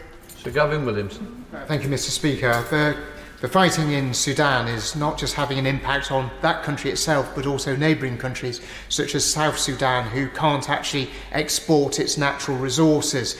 What action is the government taking to try and see if they can open up channels for countries such as South Sudan to be able to export the goods in order to feed their people in their country as well? Minister. Yeah, I'm grateful to the right honourable gentleman for raising this, and of course he will be aware that there was already a humanitarian crisis in South Sudan. I visited the Bentiu refugee camp, which houses 100,000 people and effectively an island of marooned people within a kind of lake of floodwater at the moment. There was already a crisis there. He's absolutely right that economic prospects have gone even further backwards with the crisis. The main oil pipeline, of course, has been impacted by the conflict within Sudan. So we've been having discussions with international partners about what can be done to try and improve that situation. I had discussions, for example, with the World Bank when I was in Juba in South Sudan about what can be done around economic reform, and I would say there is a role for the government of South Sudan in ensuring that economic reform actually takes place. I made that very clear, that that reform needs to take place, that we need to see strong action. We also need to see elections, and of course that impact of the Sudan conflict is being felt, as you said, in South Sudan too.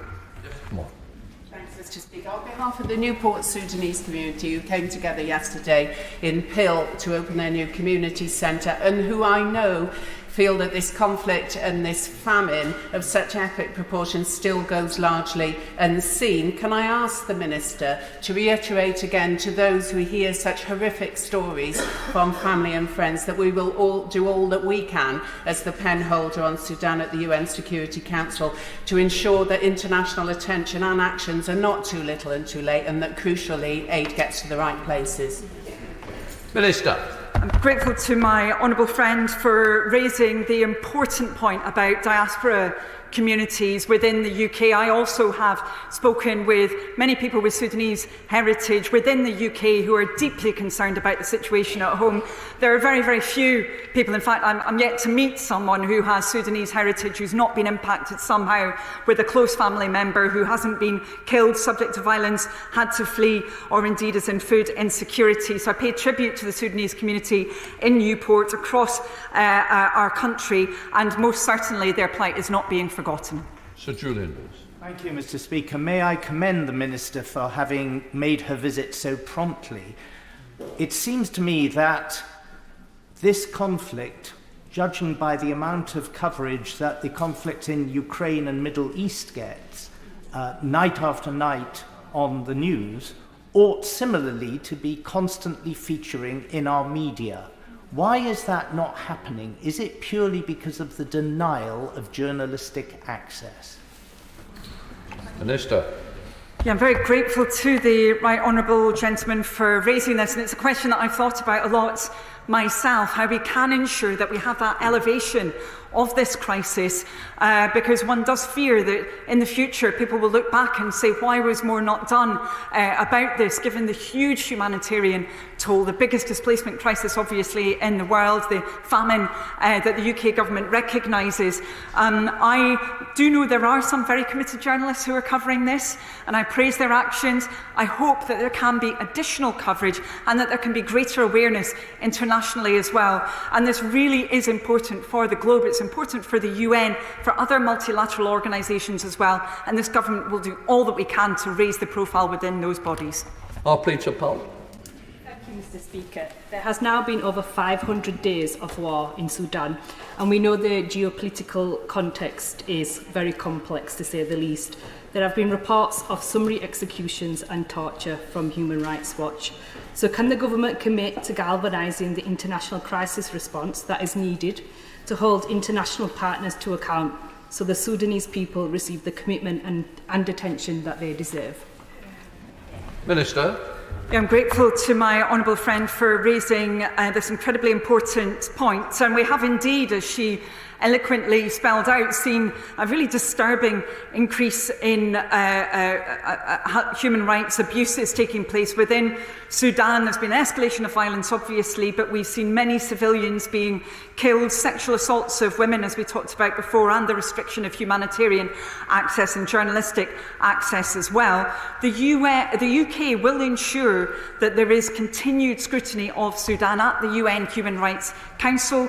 We're the leader of the core group alongside Germany, Norway and the United States. We've been seeking to use that position as actively as possible to raise this, but also so that colleagues are aware, the UK is funding the Centre for Information Resilience, which is a research body that's gathering open source evidence about the ongoing fighting. That's incredibly important for long-term accountability around those who are abusing human rights so appallingly in Sudan. Stephen Gifford. Mr. Speaker, and thanks for the time that's been given to this today, and thank the Minister. This is the gravest humanitarian situation on earth, and I'm grateful for her remarks about evidence gathering around universal crimes. However, I'm a little bit concerned I've yet to hear something in terms of what we're doing in terms of concrete action to enforce an arms embargo and stop arms from reaching the conflict zones. Minister.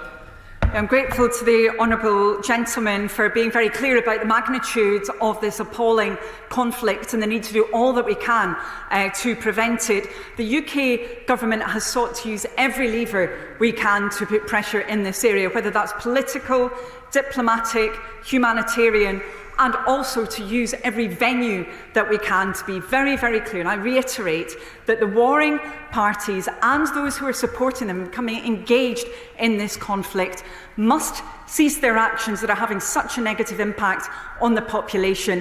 Those who are getting engaged, to the extent this is becoming a proxy situation, every single day that they do that, they are contributing to that humanitarian crisis. The UK could not be clearer in our language on this. Thank you, Mr. Speaker.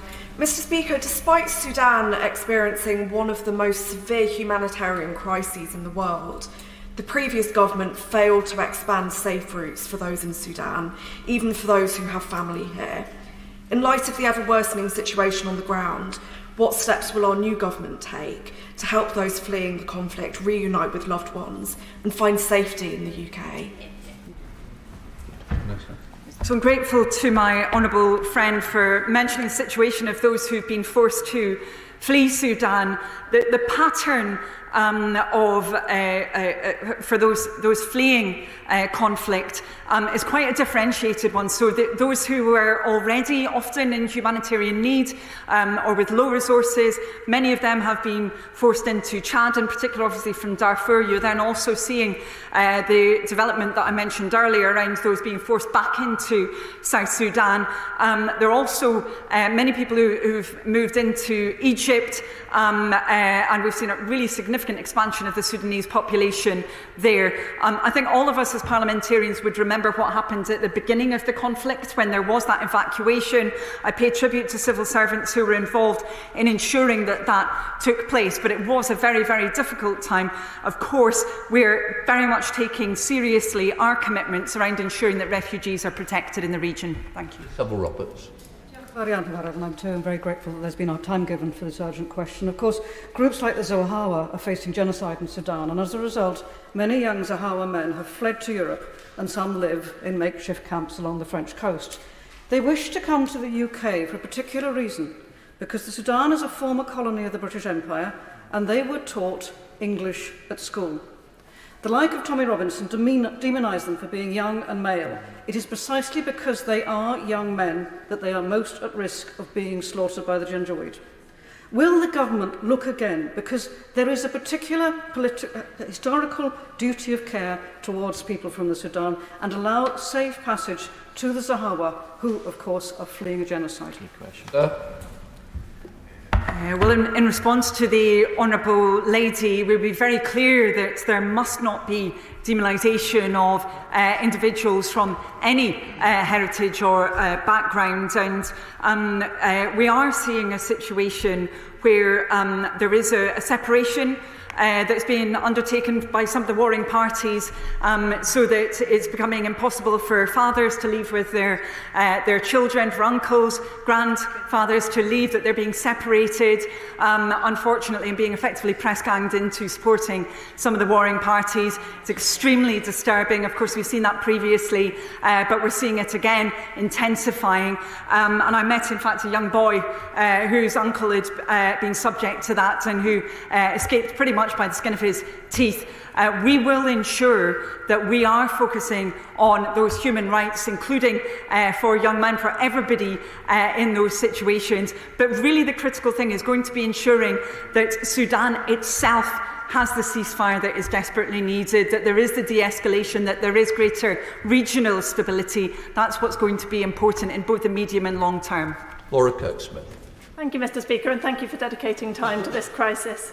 Given the challenges of getting international aid into Sudan, the humanitarian response is very dependent on local community-led emergency response rooms. What measures is this government taking to ensure that funding reaches these frontline responders? Thank you. Minister. I'm very grateful to my honourable friend for raising this, and of course she has considerable expertise on these issues before she became a Member of Parliament, and we are concerned about the situation when it comes to access for humanitarian aid into Sudan. I talked a little about this earlier, but it really is important that we do not see unreasonable impediments being put into place. I do recognise what she mentions, which is about community support being provided, and I met with some representatives from the so-called emergency response rooms. Also met, as I said before, with some of the civil society voices from Sudan who are also engaged in that humanitarian effort. It is important that their contribution is recognised. They are not part of the warring parties. They are completely politically neutral. For that reason, of course, they are being targeted themselves. James McCreary. Thank you, Mr. Speaker. Minister, can I ask what efforts are being made to gather testimony and evidence of war crimes, breaches of international humanitarian law, and indeed ethnic cleansing that we all know is taking place in Sudan at the moment? Minister. So I'm grateful to the honourable member for raising this. I mentioned before the fact that the UK is supporting the Centre for Information Resilience, which is a research body, gathering that evidence about what's taking place on the ground. And, for example, funding has been provided for the Sudan Witness Project, which is investigating attacks against civilians and infrastructure. When it comes to specifically the finding of genocide, I would be clear that obviously that's an internationally focused definition, but we are concerned that we're seeing patterns of violence which bear the hallmarks of that kind of a development. So we're obviously keeping this very closely under review. Gordon McKay. Thank you, Mr. Speaker, and can I thank the Minister for her statement. Sudan has borders with 7 countries, home to around 280 million people, and all of those countries now face the destabilising flow of guns and mercenaries. So can I ask the Minister what assessment the UK Government has made of the impact of this civil war on the humanitarian crisis, not just in Sudan, but in neighbouring countries as well? Minister. My honourable friend raised a very important point there, because as I mentioned previously, we already saw, for example, in South Sudan, but also in other neighbouring countries, extreme humanitarian needs. Clearly, the conflict in Sudan is making that situation even worse in many of those nations. I'm grateful to those nations who have opened their borders so that those fleeing conflict are able to actually move out of that conflict situation. But clearly, that's coming at significant cost in situations where there's already considerable humanitarian needs. South Sudan, for example, already has the worst maternal mortality in the entire world. It has statistics which place it right at the bottom of the Human Development Index of all countries. This is only making that situation worse, I regret to say. James Shannon. Mr. Speaker, can I thank the Minister very much for her reassuring words in relation to how to help those in Sudan. Bearing in mind that some 10 million displaced in Sudan, with 25 million people suffering food insecurity, it is very clear there's a humanitarian crisis unfolding of gigantic proportions. In particular, Mr. Speaker, if I can declare an interest as Chair of the APPG of Freedom of Religious Belief, 9,000 Christians killed, 6 million Christians displaced, 165 churches destroyed and closed, human rights violations of rape, kidnapping and looting. Sudan is the 8th worst place in the world to be a Christian. It's also clear that there is much more that must be done. Can I ask the Minister very respectfully, what steps is the Minister taking to work with NGOs on the ground to get support to the people who need it the most? The vulnerable, the ill, the women and the children. Here. Minister. I'm very grateful to the honourable member for raising this, and he's absolutely right, sadly, about the scale of this humanitarian disaster that we see unfolding. He's also sadly right about the human rights abuses, and he mentioned religious minorities, also the impact on, of course, women and girls that we talked about before. We're seeing extremely disturbing situations within Sudan. We will continue to do all that we can to raise the profile of this issue.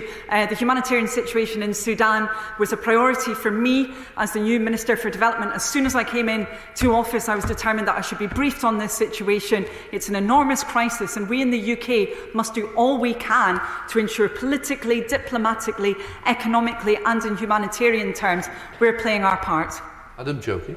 Mr. Speaker, yesterday I heard from 2 Sudanese constituents born in Sudan who are now doctors in Newcastle-under-Lyme, and they are rightly and understandably very worried indeed. Now, we've heard from the Minister the engagement with the World Bank, with the African Union and the United Nations, but many of our European neighbours have colonial ties to this part of Africa, as do we.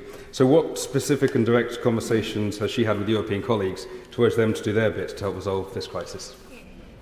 Minister.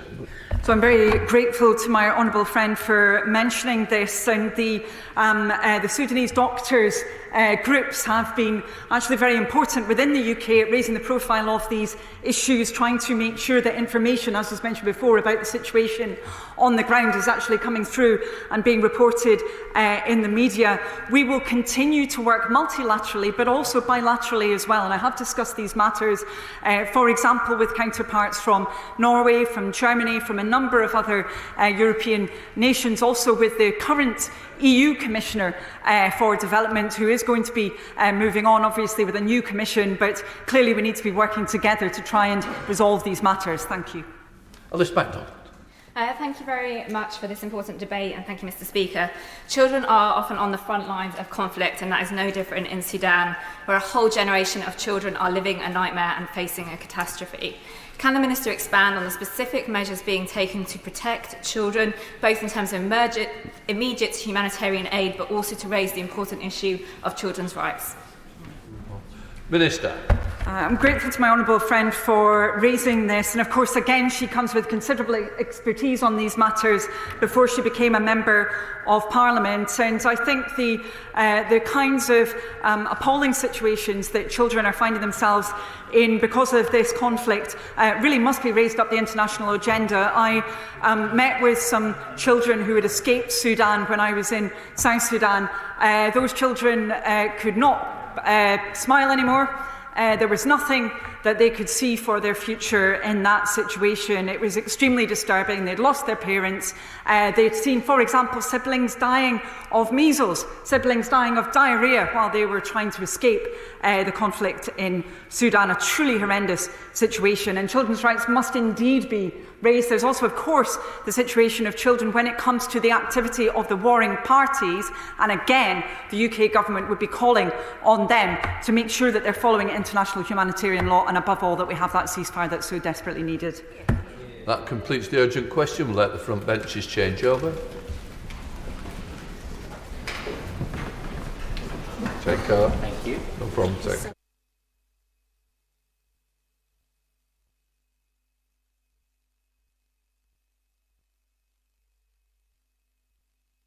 Right, we now come to the next urgent question. Damien Hines.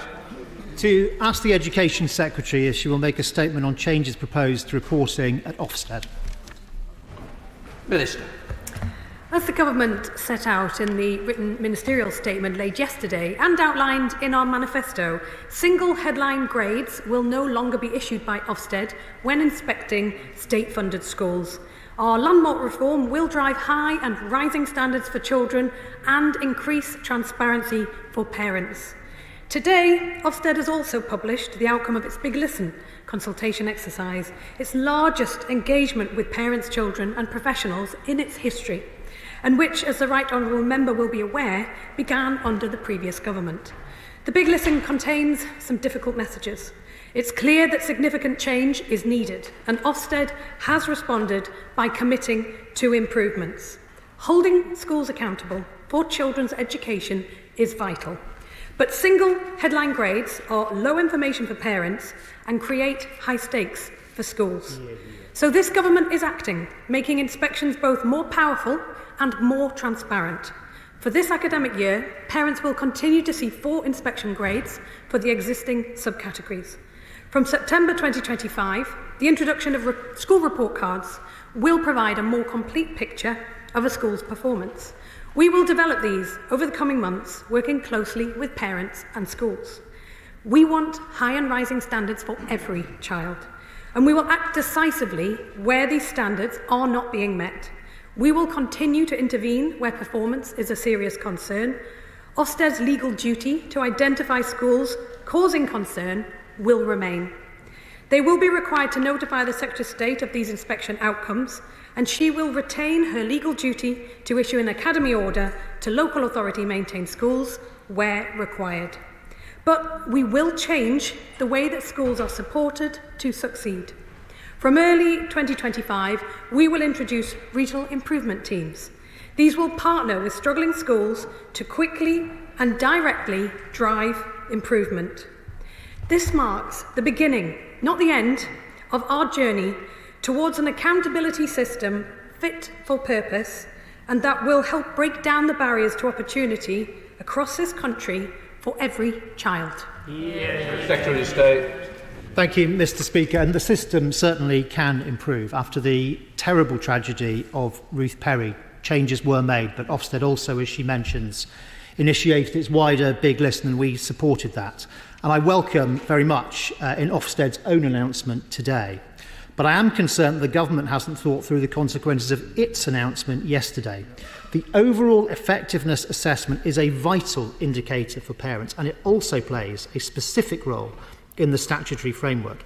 Can she confirm that Ofsted will still have a legal duty to identify schools needing special measures or requiring specific improvement, that the department will still intervene, and that this will be on the same criteria as before, actually using that same word, inadequate, but now in any one of 4 categories?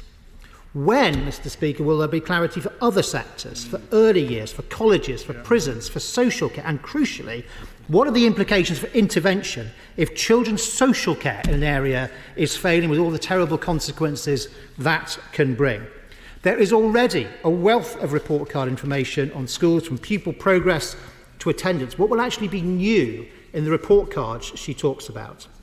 Now, rather less discussed from yesterday's announcement is the introduction of the ominous-sounding regional improvement teams to monitor struggling schools rather than finding a good fit with an academy trust, apparently to be funded by, yes, you guessed it, VAT on independent schools.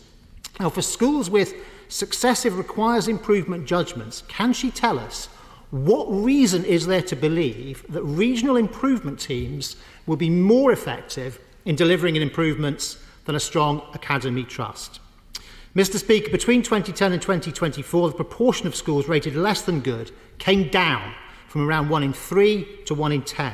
And I worry these changes mean less transparency for parents and a step backwards from a proven school improvement approach with academy trusts to a directive top-down approach. And I urge the Secretary of State and her Minister to assess the true impact this will have on young people's prospects before it's too late. Thank you, Mr. Speaker. The Shadow Secretary of State was a minister in the Department for Education, and he knows these issues well. He knows too that the work we are announcing today is about clearing up the mess the government left. The big listen was announced under his government, and his former colleague, the previous chair of the Education Select Committee, was himself persuaded of the case for reform of the single headline grades.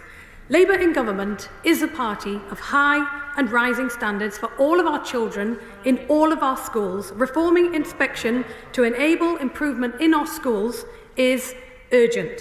Inspection and accountability are crucial tools for achieving better outcomes for all of our children. We will take no lessons from a party under whose watch 1 in 4 children left primary school not having met the standards expected in maths and in reading, and where 1 in 5 children are persistently absent from school. It's not good enough, and we are determined to fix it. And this announcement that we have made is the first step on that road. Alistair Strapper. Thank you, Mr. Speaker, and can I thank the Minister for taking swift action. As a former teacher and children's lead at a local authority, I know how high stakes and low information Ofsted judgments have started to become for local families. Indeed, speaking to parents in my constituency ahead of my SEND debate in Westminster Hall tomorrow, I know the lack of a focus on inclusive education was a real issue for lots of parents. So can the Minister confirm we'll be making the most of this opportunity when looking at a new scorecard to ensure that Ofsted are holding schools to account on the breadth of their inclusion in the local area? Minister. The Honourable Gentleman puts the issues very well, and the intention of the report card system, which we will consult on and we will take the time to make sure we get it right, but we want to ensure we have a clearer picture for parents by putting a clearer spotlight on a greater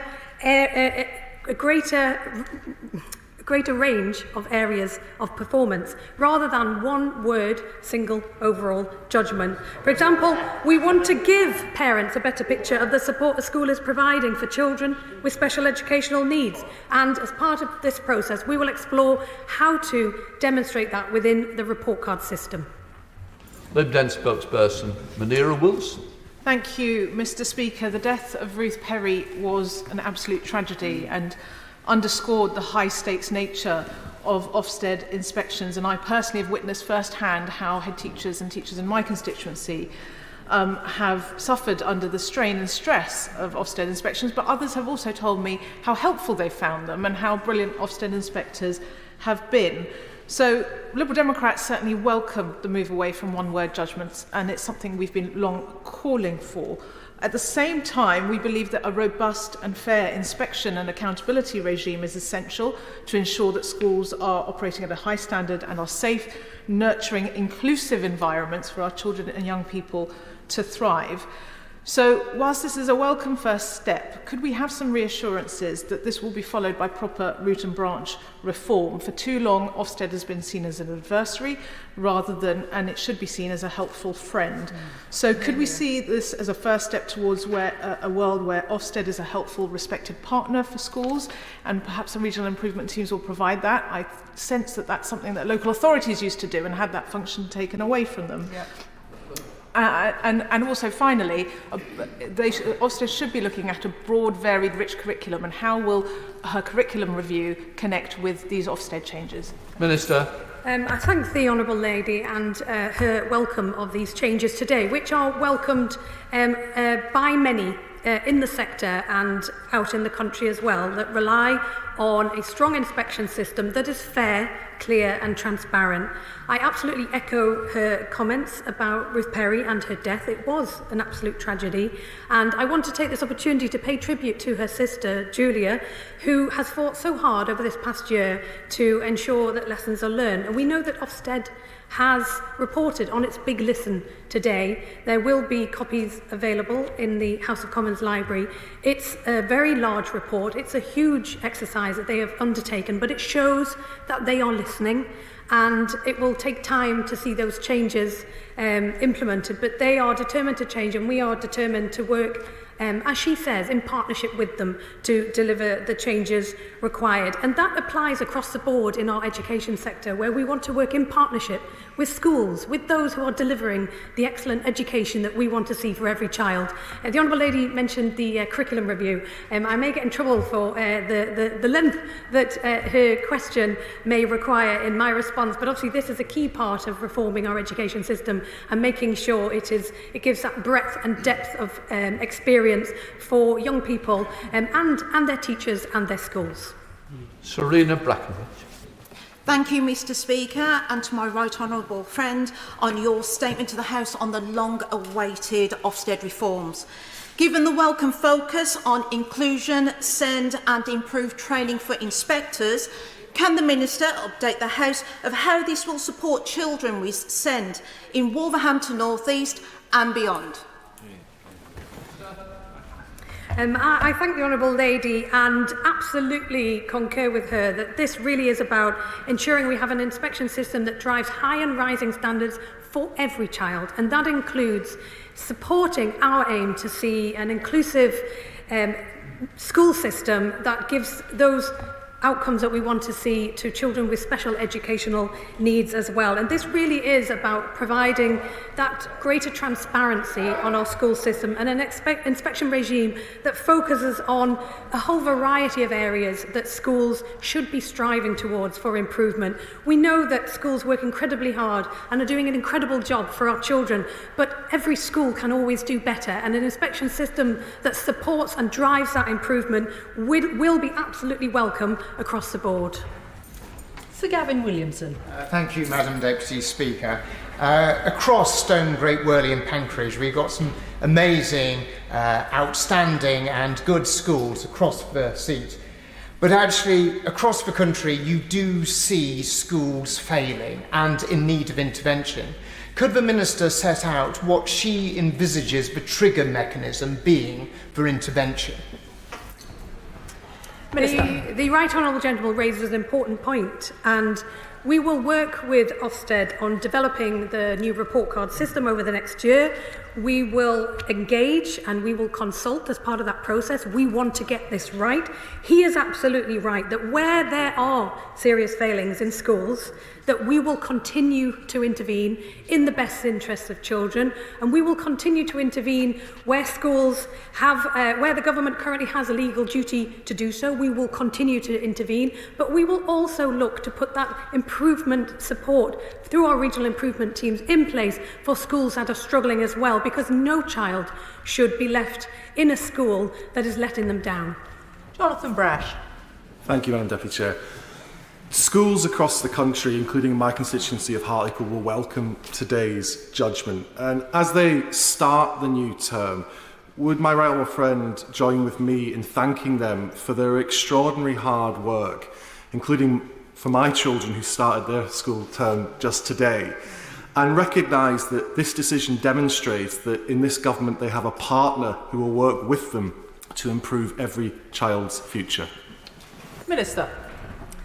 I thank the Honourable Gentleman, and I absolutely agree, and I wish his child all the best as he starts school today. And I know there are many children right across the country who are having their first day back at school today, and if it's your very first day at school, I remember that day very well indeed, and I remember it being quite terrifying, not dissimilar from your first outing at the dispatch box.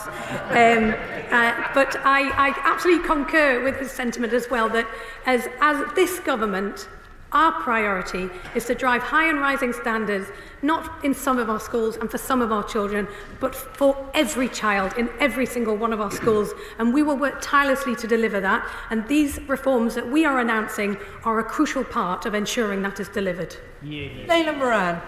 Madam Deputy Speaker, in my career as a teacher, I had the dubious pleasure of being inspected by 4 different regimes. When we had Ofsted, I'm afraid to say it was the most brutal, the least personal, but also the least useful of all the regimes. At its best, an inspection regime can help drive up improvement, celebrate what's great about a school, and they hold up a mirror asking yourself, what more can I do for these children who I care about so much? So what lessons is the department learning from other inspection regimes around the world? Minister. The Honourable Lady raised an important point, and her experience is obviously very valuable in this House and from the lessons that we can learn going forward. And she is absolutely right in that a good inspection regime drives improvement and identifies those areas in all schools where they might be doing well and they should celebrate that, absolutely, but also where there is room to improve. And of course, we will be consulting on the report card system extensively over the next year. We want to make sure we get this right. We want to do it in partnership. And obviously, we will look to see how this is done to make sure that we learn from best practice. And we will continue to ensure that this is an inspection system that should be welcomed by schools to, as she quite rightly puts, helps them to identify how they deliver for their children, because I know that every school, that is their priority too. Darren Paffy. Thank you, Madam Deputy Speaker. Can I thank the Minister for her statement and these excellent reforms and practical reforms that are being set out. Will she join with me in thanking in advance all the hard-working teachers and support staff across Southampton Itchen and offer them assurance that this government intends to work in real partnership to ensure that every child gets the best start in life? I thank the Honourable Gentleman and very much welcome the opportunity to thank all our teachers as they go back to school again this week, and we'll be putting in a really hard and rewarding year ahead, giving the best to the children that they are in their care. And I absolutely echo what he says. We were very clear from day one of taking up our place in government that we want to work in partnership with the sector. We know that government does not deliver education for these children. Our teachers do, our schools do, our support staff do, the parents who make sure the children get to school do, and we support them all in that endeavour. But where we can do more to deliver and support them in delivering that, we will, and the announcements that we're making are part of that endeavour. Sir Julian Lewis. When my sister Lee took what were then called her GCE exams in the early 1960s, she was given the specific mark for each exam result. By the time I took mine in the late 1960s, that system had been replaced by one of grades which merged together all sorts of different results and were likely to lead to subjectivity and relativism henceforth. Could not the simplistic one-word system that is now being replaced be replaced by a proper marking system where individual aspects of a school are specifically marked and an overall figure given, which would therefore be not subjective but would give parents an easy guide as to the performance of the school? Minister. The Right Honourable Gentleman makes a characteristically very thoughtful point, and I think as part of our consultation we will obviously look at how best to deliver our aim, which is to provide greater transparency, greater clarity, greater information for parents and for schools and the staff who are working to drive improvement. As he says, no child would be given a single grade for their overall school performance. So why we've been doing that to schools, I think, does beg a very important question. Oliver Ryan. Thank you, Madam Deputy Speaker. When the previous Conservative government left office, education standards were declining, schools were crumbling, and they claimed to have maxed out on their support for children. Does the Minister agree with me that schools, parents, pupils deserve better, and with this government they'll get it. I think the honourable gentleman put it incredibly well, and from the opposition front bench, they seem to protest an appreciation of the reality that schools have been facing up and down the country, and that have been letting children down. And I think that is our key focus today. Yes, it's about schools, it's about an inspection framework, it's about the organisation Ofsted that delivers that, but actually this is about children. It's about ensuring the best outcomes for every child. And if we get this system right and we put education back at the heart of national life again, we will deliver on our pledge to break down the barriers to opportunity for every child, wherever they are in this country. Joshua Reynolds. Thank you, Madam Deputy Speaker. I welcome the announcement by the Government, as do many schools in my constituency of Maidenhead, and parents who want more information rather than just the one-word ratings. Can I urge the Minister, though, to give parents more power with greater detail, whilst ensuring that ratings are easy for parents to understand? Minister. The honourable gentleman has set out very much our aim and intention, and that is why we will consult extensively on this. We have given ourselves till September 25 to have these report cards in place, and we want to ensure we have input from education experts, that we have input from parents, that we have input from children, that we maximise this opportunity to, as he put it, maximise the information for parents that they will find useful, and maximise the information for schools that they will find useful to drive the improvement that they want for their children too. Luke Charters. Madam Deputy Speaker, York Out is home to many inspirational teachers, and I'm proud that my wife is one of them. But heads tell me that there's a recruitment and a retention crisis. So does the Minister agree with me that the end of Ofsted headline judgments will improve teacher retention? And can the Minister update the House on the plans to recruit 6,500 specialist teachers? Thank you.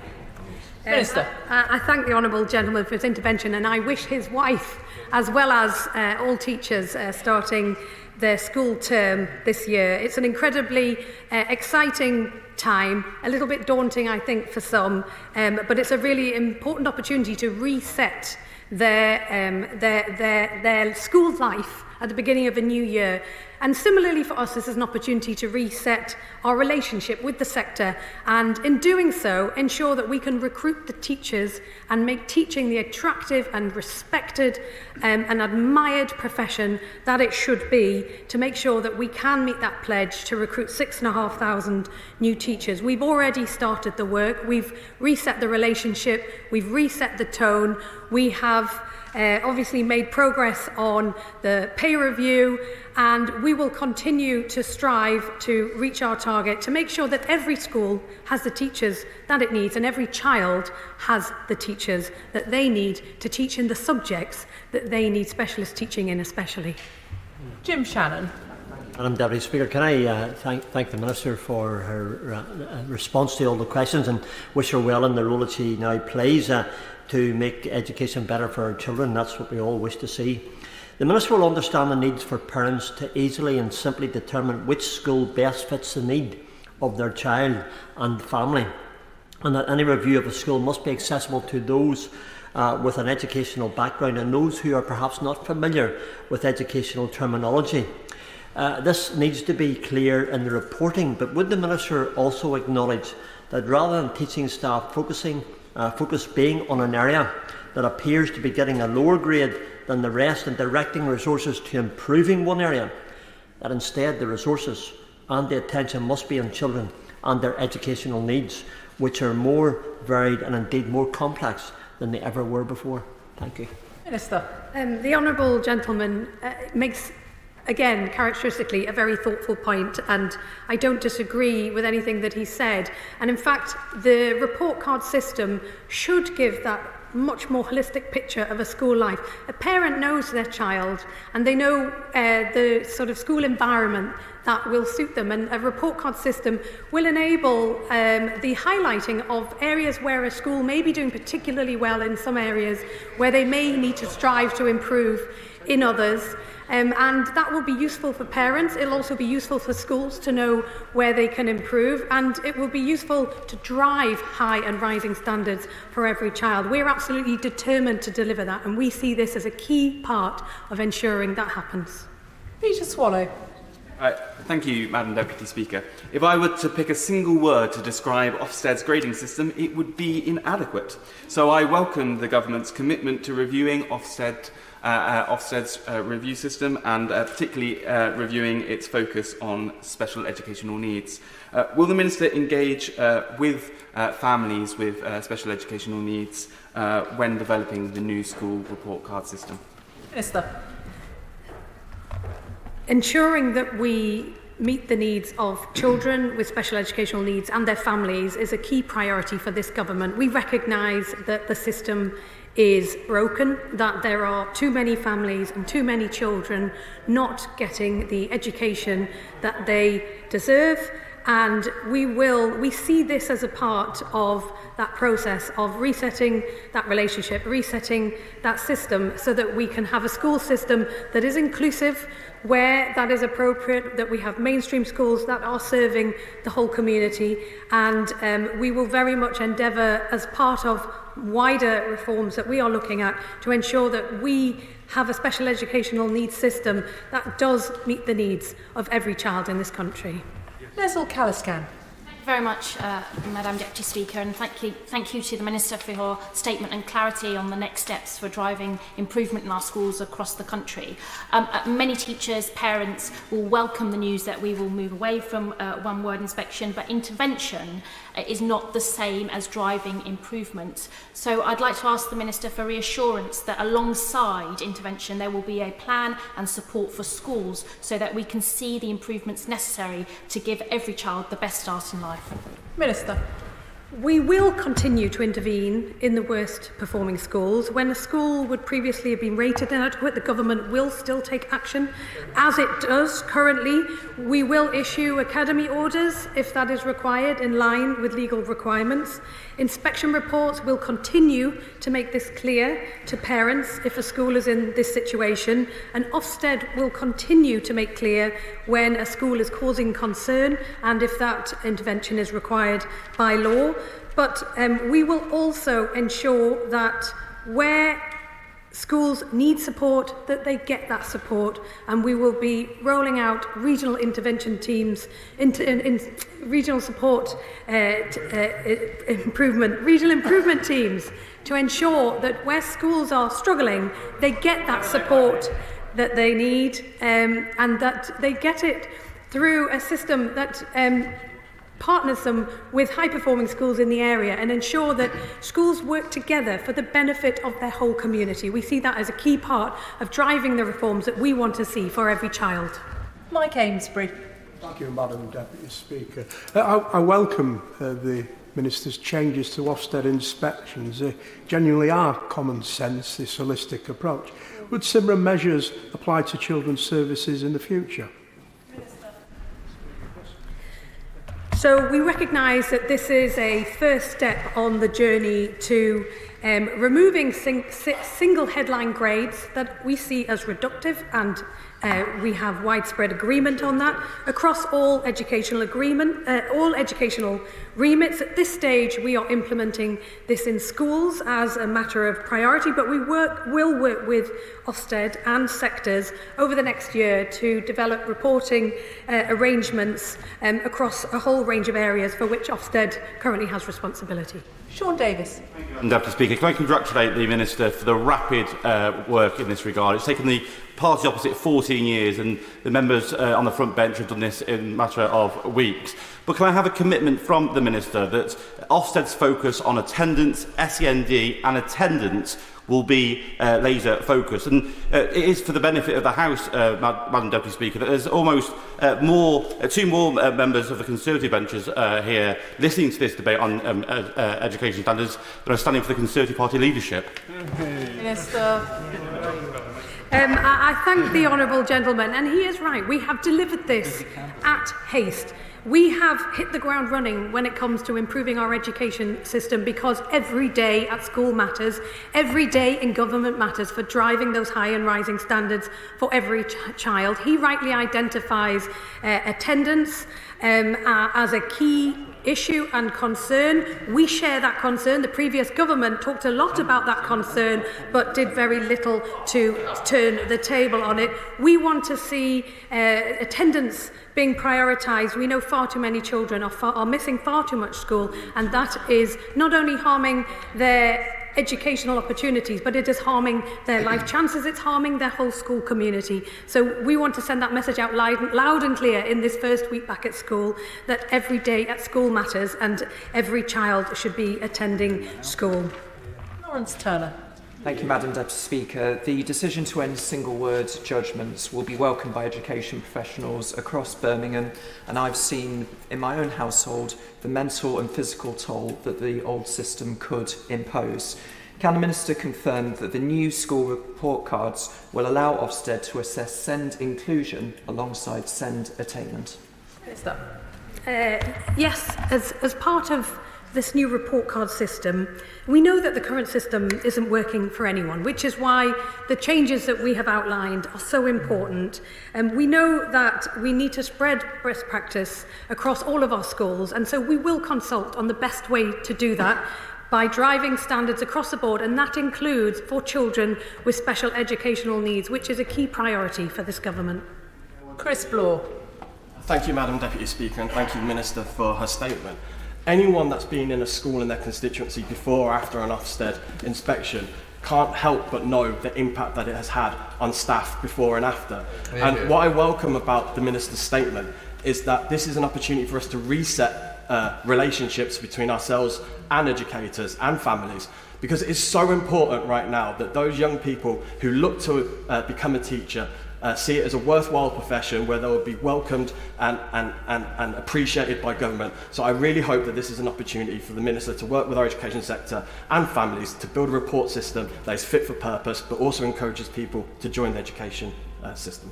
I would say here to that, because we know that the system as it is has been letting down children, letting down families, and we have a shortage of people that want to be teachers, and we need to make sure we have the teaching workforce that can deliver the education that every child deserves. So he put it incredibly eloquently, and I very much agree that this is very much about resetting our system, resetting our relationship, the relationship the government has with families so that they send their children to school and they believe school is the best place for their child, and for teachers who know that they are trusted and valued and supported to deliver what I know they went into teaching to do, and that we encourage more teachers to come and do it. And I'm just going to allow a few moments for the front benches to swap over.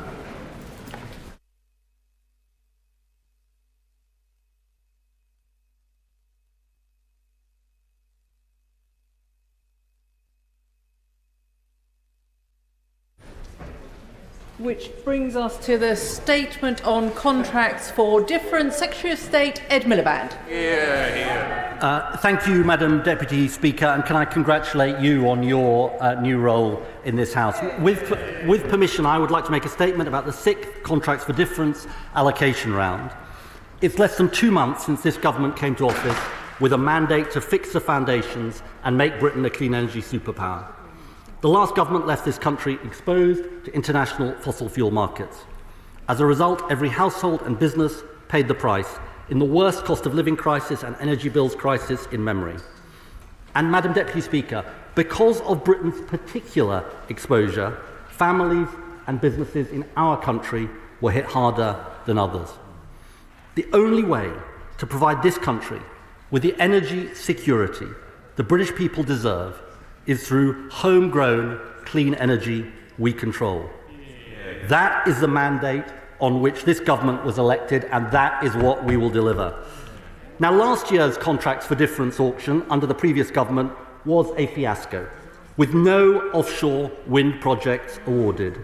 A disaster for the industry and for our efforts to move away from dependence on fossil fuels.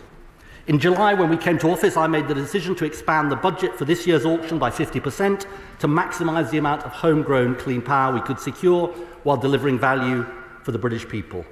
And today the results are in. I can announce to the House that we've secured a record-breaking 131 new clean energy projects. More projects for our country as a whole than any previous auction. More projects in England, more projects in Scotland, more projects in Wales than any previous auction. Over 2.5 times the capacity secured in last year's auction. Nearly 10 gigawatts of clean, homegrown power, enough to power the equivalent of 11 million homes. Madam Deputy Speaker, the most successful renewable auction in British history. And a major step forward in our mission to make Britain a clean energy superpower and help Britain get off the roller coaster of volatile global gas markets. Let me set out in detail the results for the House. First, solar is one of the cheapest and most readily deployable energy sources at our disposal. In this auction, we have secured a record 93 solar PV projects, the largest number of solar projects ever in an auction, unlocking 3.3 gigawatts of new solar, a 20% increase compared to our installed capacity. Second, we have secured almost 1 gigawatt of onshore wind. I must, though, report to the House that thanks to the party opposite's near-total ban on onshore wind, there was, I'm afraid, just one small onshore wind project in England of 8 megawatts. Their 9-year ban destroyed the pipeline of projects. That's why, in one of its first acts, this government lifted the onshore wind ban in England. And our onshore wind task force will now go about the process of working with industry to rebuild the pipeline of projects. Third, this auction was a success on the emerging technologies that will serve our country in the future. Madam Deputy Speaker, floating offshore wind offers a huge opportunity in every part of Britain. The last auction secured no floating offshore wind. On coming to office, I was presented with a budget that risked repeating the mistakes of the past. So I took the decision to more than double the budget that covers this cutting-edge technology. I can report to the House that today's auction has secured a 400 megawatt floating offshore wind project. Madam Deputy Speaker, that is more than 10 times bigger than the previous biggest floating offshore wind farm in Britain. And this floating offshore at a lower price. And this floating offshore wind farm alone is double the size of all of Europe's installed floating offshore wind capacity. In addition, on tidal, where Britain has huge leadership opportunities, we have secured 6 new tidal stream projects at the lowest ever price. Fourth, on fixed offshore wind, in contrast to the 0 gigawatts secured in last year's round, we have secured 4.9 gigawatts of offshore wind, enough to power the equivalent of 8 million homes.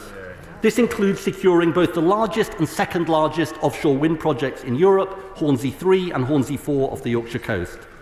Madam Deputy Speaker, an industry flat on its back because of the mistakes of the last government, back on its feet thanks to this government. And I can also report to the House that across the whole auction, all these results were secured at prices well below the maximum price limit. Prices which demonstrate that wind and solar are the cheapest sources of power to build and operate in our country. And for the House's benefit, a clearing price for offshore wind that is 5 to 7 times lower than electricity prices driven by gas at the peak of the energy crisis. The success of this round doesn't just offer greater energy security for the British people, it also offers the possibility of good jobs throughout Britain. But, Madam Deputy Speaker, that will not happen without action by government. Because we know that too often in the past, renewable energy produced in Britain has not created enough good jobs in Britain.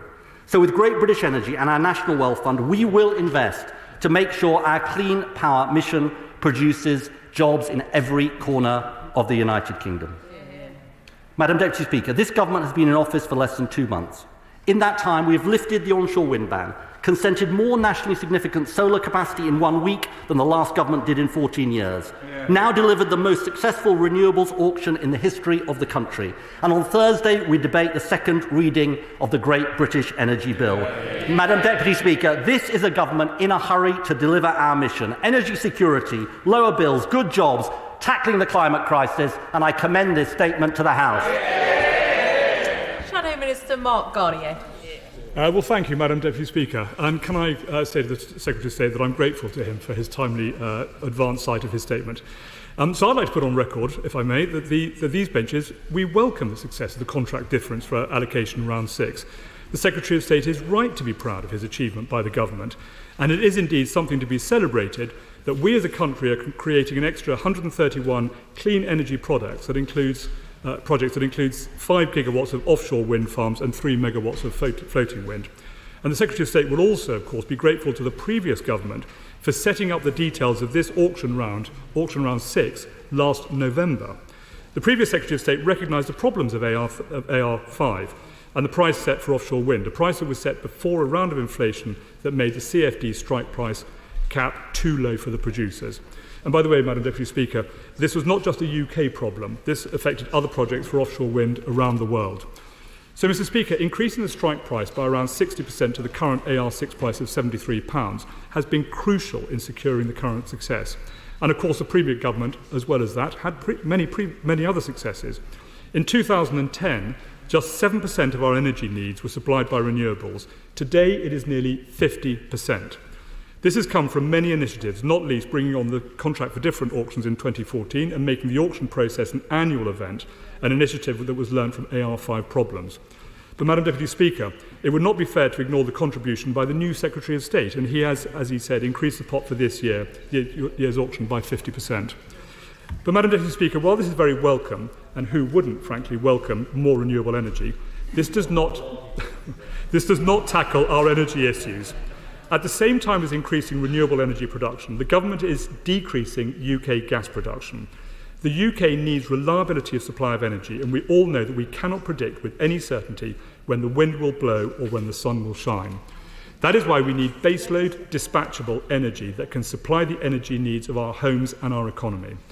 We recognise the importance of investing in renewables to deliver clean energy, and the 9.6 gigawatts announced today is absolutely a brilliant step in the right direction.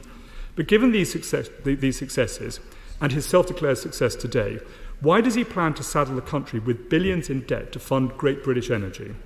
In the previous months, the Right Honourable Gentleman may have answered that question with the purpose of GB Energy, which was to cut energy bills by £300.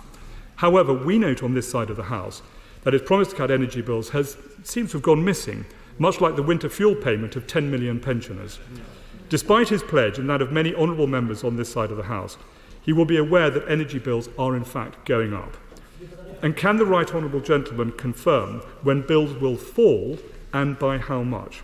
Pensioners, however, are not the only ones being impacted by this government's ideological energy targets. As I've already mentioned, the Right Honourable Gentleman banned new oil and gas, and a ban that will cost 200,000 oil and gas workers their jobs.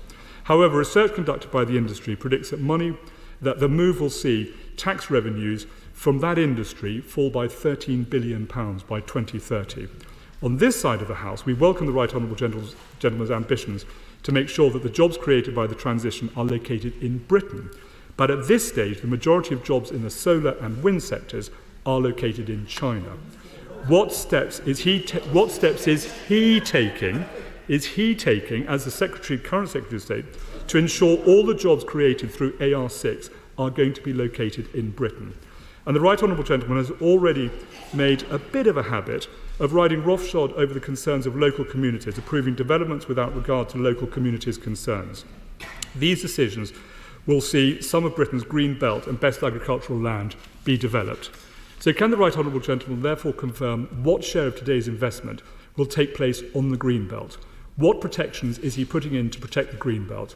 And the Right Honourable Gentleman has spoken at length about the need to overcome challenges facing the grid. In government, we delivered a 500% increase in the amount of renewable energy connected to the grid, but we recognise that so much more needed to be done. So what steps is the Right Honourable Gentleman taking to support this further increase? Has he investigated undergrounding? And what plans does he have to protect the countryside from further pylons? And I note from the Right Honourable Gentleman today, he's recommitted to decarbonising the grid by 2030. We have previously warned him of the risk of being overambitious, including that this will leave families facing the cost.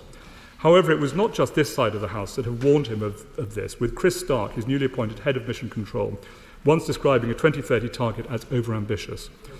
Will the Right Honourable Gentleman please share exactly what his head of mission control believed to be overambitious about a 2030 decarbonisation target? And his head of mission control also warned that it was entirely fair that people are concerned about the cost of decarbonising by 2030. Will the Right Honourable Gentleman therefore confirm that neither taxpayers or bill payers will be left with the cost of the 2030 target? Indeed, Mr Speaker, can the Right Honourable Gentleman tell the House when we will see a proper comprehensive estimate for the full system's cost of his decarbonisation plans by 2030 or for 2030? In conclusion, Madam Deputy Speaker, on this side of the House, we absolutely welcome that the Right Honourable Gentleman has built on our successes in boosting renewable energy. However, we hold serious concerns about what this round will mean for Britain's green spaces and whether, given the increased cost of AR6, his commitment remains to cut bills by £300. Secretary of State. Thank you, Madam Deputy Speaker. Well, look, can I first congratulate the Honourable Gentleman on his elevation after the election. I look forward to our exchanges in this House. I just want to say to him very gently that the crucial first phase of opposition, in my experience, is having a bit of humility to admit where you got it wrong. And look, I don't deny that some of the things the last government did were right, but quite a lot of the things they did were wrong. A 9-year ban on the cheapest, cleanest form of power, blocking solar projects across the country, crashing the offshore wind market, leading to the worst energy bills crisis in generations. Madam Deputy Speaker, that is their legacy. And I do think that at some point some of their leadership candidates are going to have to face up to it. Let me deal with the specific points he made. And in a sense, if I may say to him respectfully, I feel like he answered some of his own questions. So he draws attention to the fact, Madam Deputy Speaker, that the energy bills are rising on October the 1st. He's right about that. And that is deeply regrettable. Why is it happening? It's happening because we're exposed to international gas markets.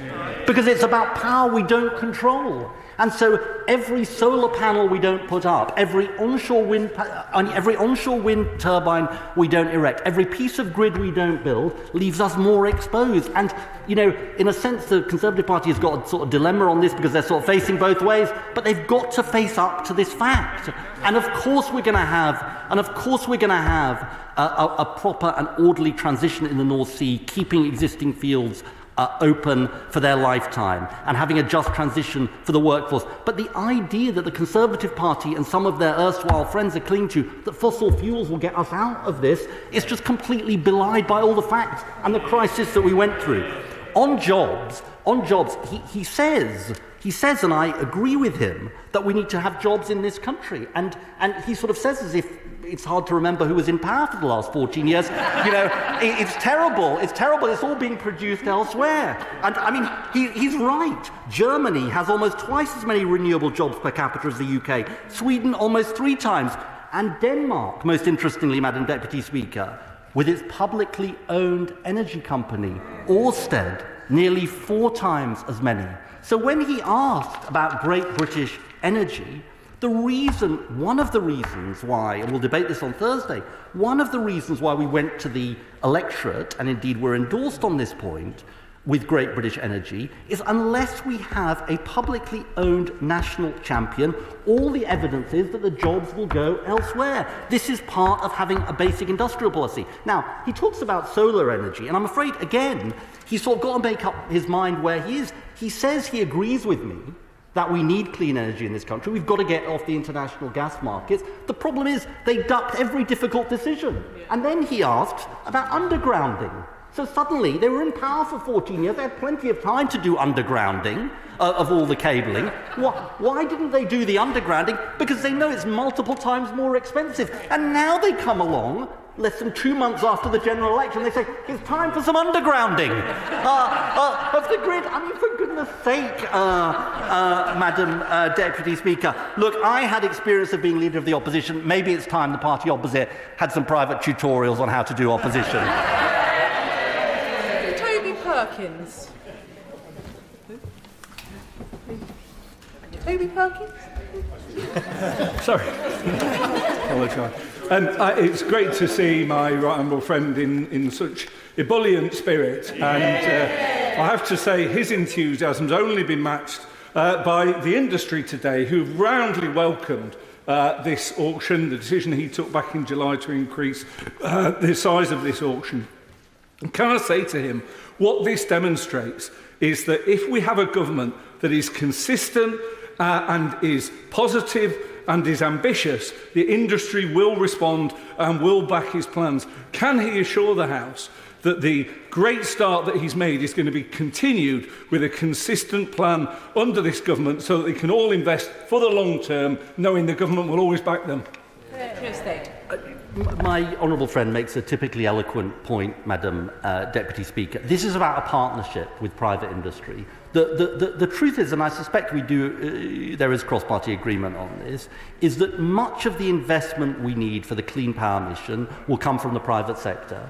Now, the truth is that we on this side have a difference with the party opposite, because we believe lots of that comes from breaking down the barriers to planning and grid, which is a massive challenge, supply chains and skills. There is also a role for what we call catalytic public investment, levering in extra private investment. But I think the other point that my honourable friend makes is absolutely right, which is there is huge enthusiasm in the private sector and in industry, more generally, for this sense of mission for the country. We want this to be a mission that involves every business that has an interest in this, and I believe we can achieve that.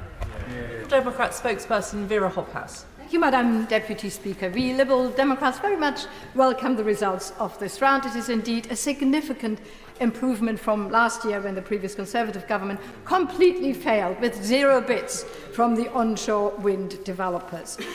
These results show that the CFD programme is back on track. It demonstrates the power of industry and government working together to identify and fix problems so that we can bring in the vital investment from private sector required for a clean power system transition.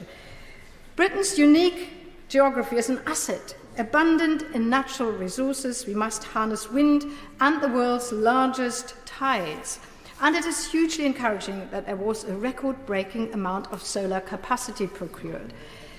Solar targets were repeatedly missed by the previous government, whatever they're saying now about their record, and this round is, of course, a welcome change. Unlike the Conservative government, which left us at the whim of the global oil and gas market, as has already been pointed out, this government is making choices that will increase our energy independence and lower energy bills for our consumers. As we are looking forward, future allocation rounds, especially in the next few years, must continue to deliver increasing quantities of renewables. This can be achieved by setting ambitious budgets, as well as bringing forward incremental reforms of the CFD regime. Can the Secretary of State assure me that this round is not just a one-off, and that we increase the pace of the CFD's allocation rounds? Secretary of State. Well, I thank the Honourable Lady for her support and the warm tone that she uses. And look, she is right to say that we face a big challenge as a country to get the offshore wind built, to get the onshore wind built, to get the solar moving, solar on rooftops, some ground-mounted solar as well. And the truth is that contract for difference auctions have served us well, they continue to serve us well, but I think the right thing for us to do, and we inherited this auction halfway through the round, and we increased the budget substantially to make sure it was a success, but I think the right thing for us to do, and I think this is what she's saying, and the main point she's making, is to talk to industry about how we can make sure that future rounds are a success, but also one of the things that I am very interested in is how we can have a line of sight for industry so that they can have the industrial certainty to plan ahead. And I think the annual auction round is serving us well, but I think we need to work with industry to know how do we make sure we land the clean power we need and get the jobs here too. Melanie On. Deputy Speaker. The Secretary of State is right to point out that the previous government presided over the failed AR5 auction round for the offshore wind sector. It was devastating. So I do congratulate him on achieving success for this important industry, but part of the measure of that success will be the wider industrial benefits, including good jobs. So can he tell the House what action he will take to make sure coastal communities like mine do see those jobs, training and manufacturing? Well, my honourable friend speaks with great experience on this, both her experience in this House and her experience outside this House as well, and I welcome her expertise on these issues. I think she's absolutely right about this. We've got to face up to the fact, Madam Deputy Speaker, we're in a global race for these jobs.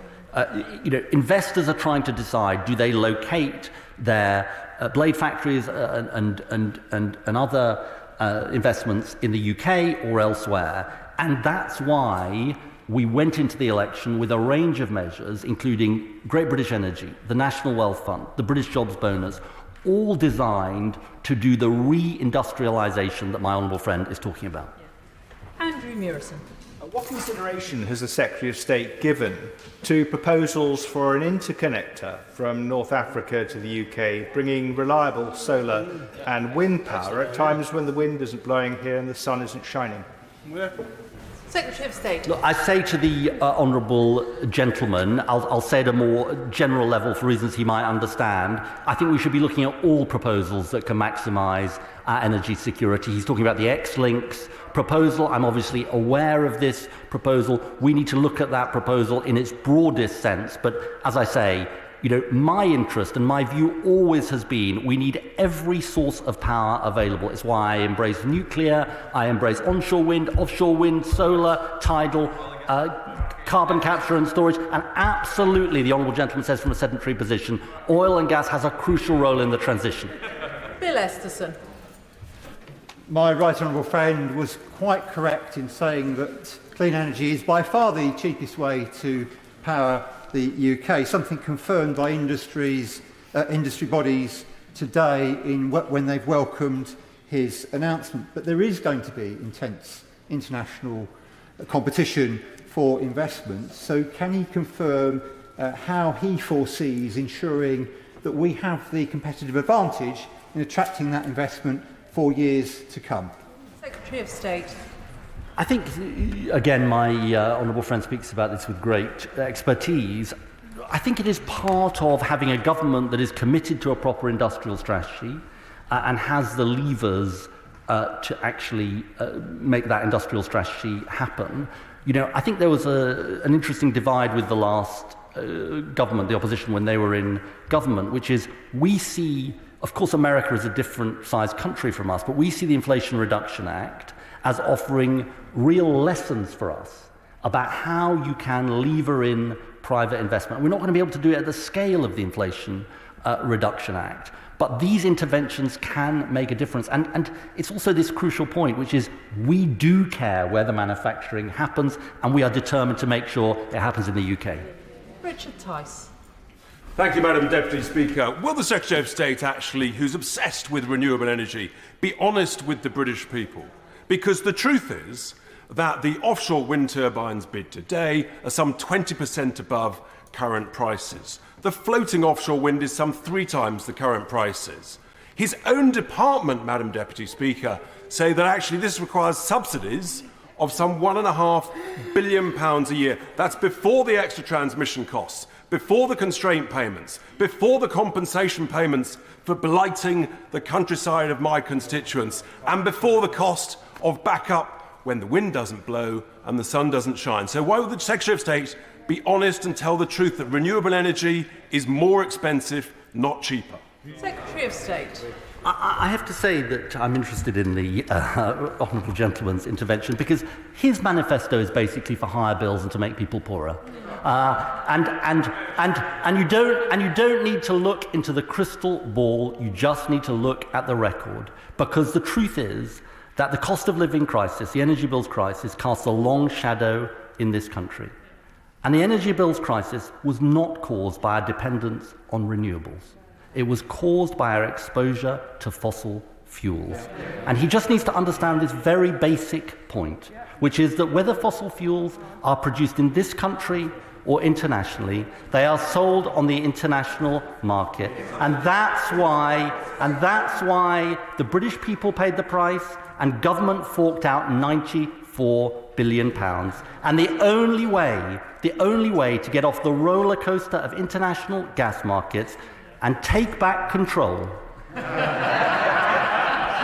is to become a clean energy superpower. Joni Reid.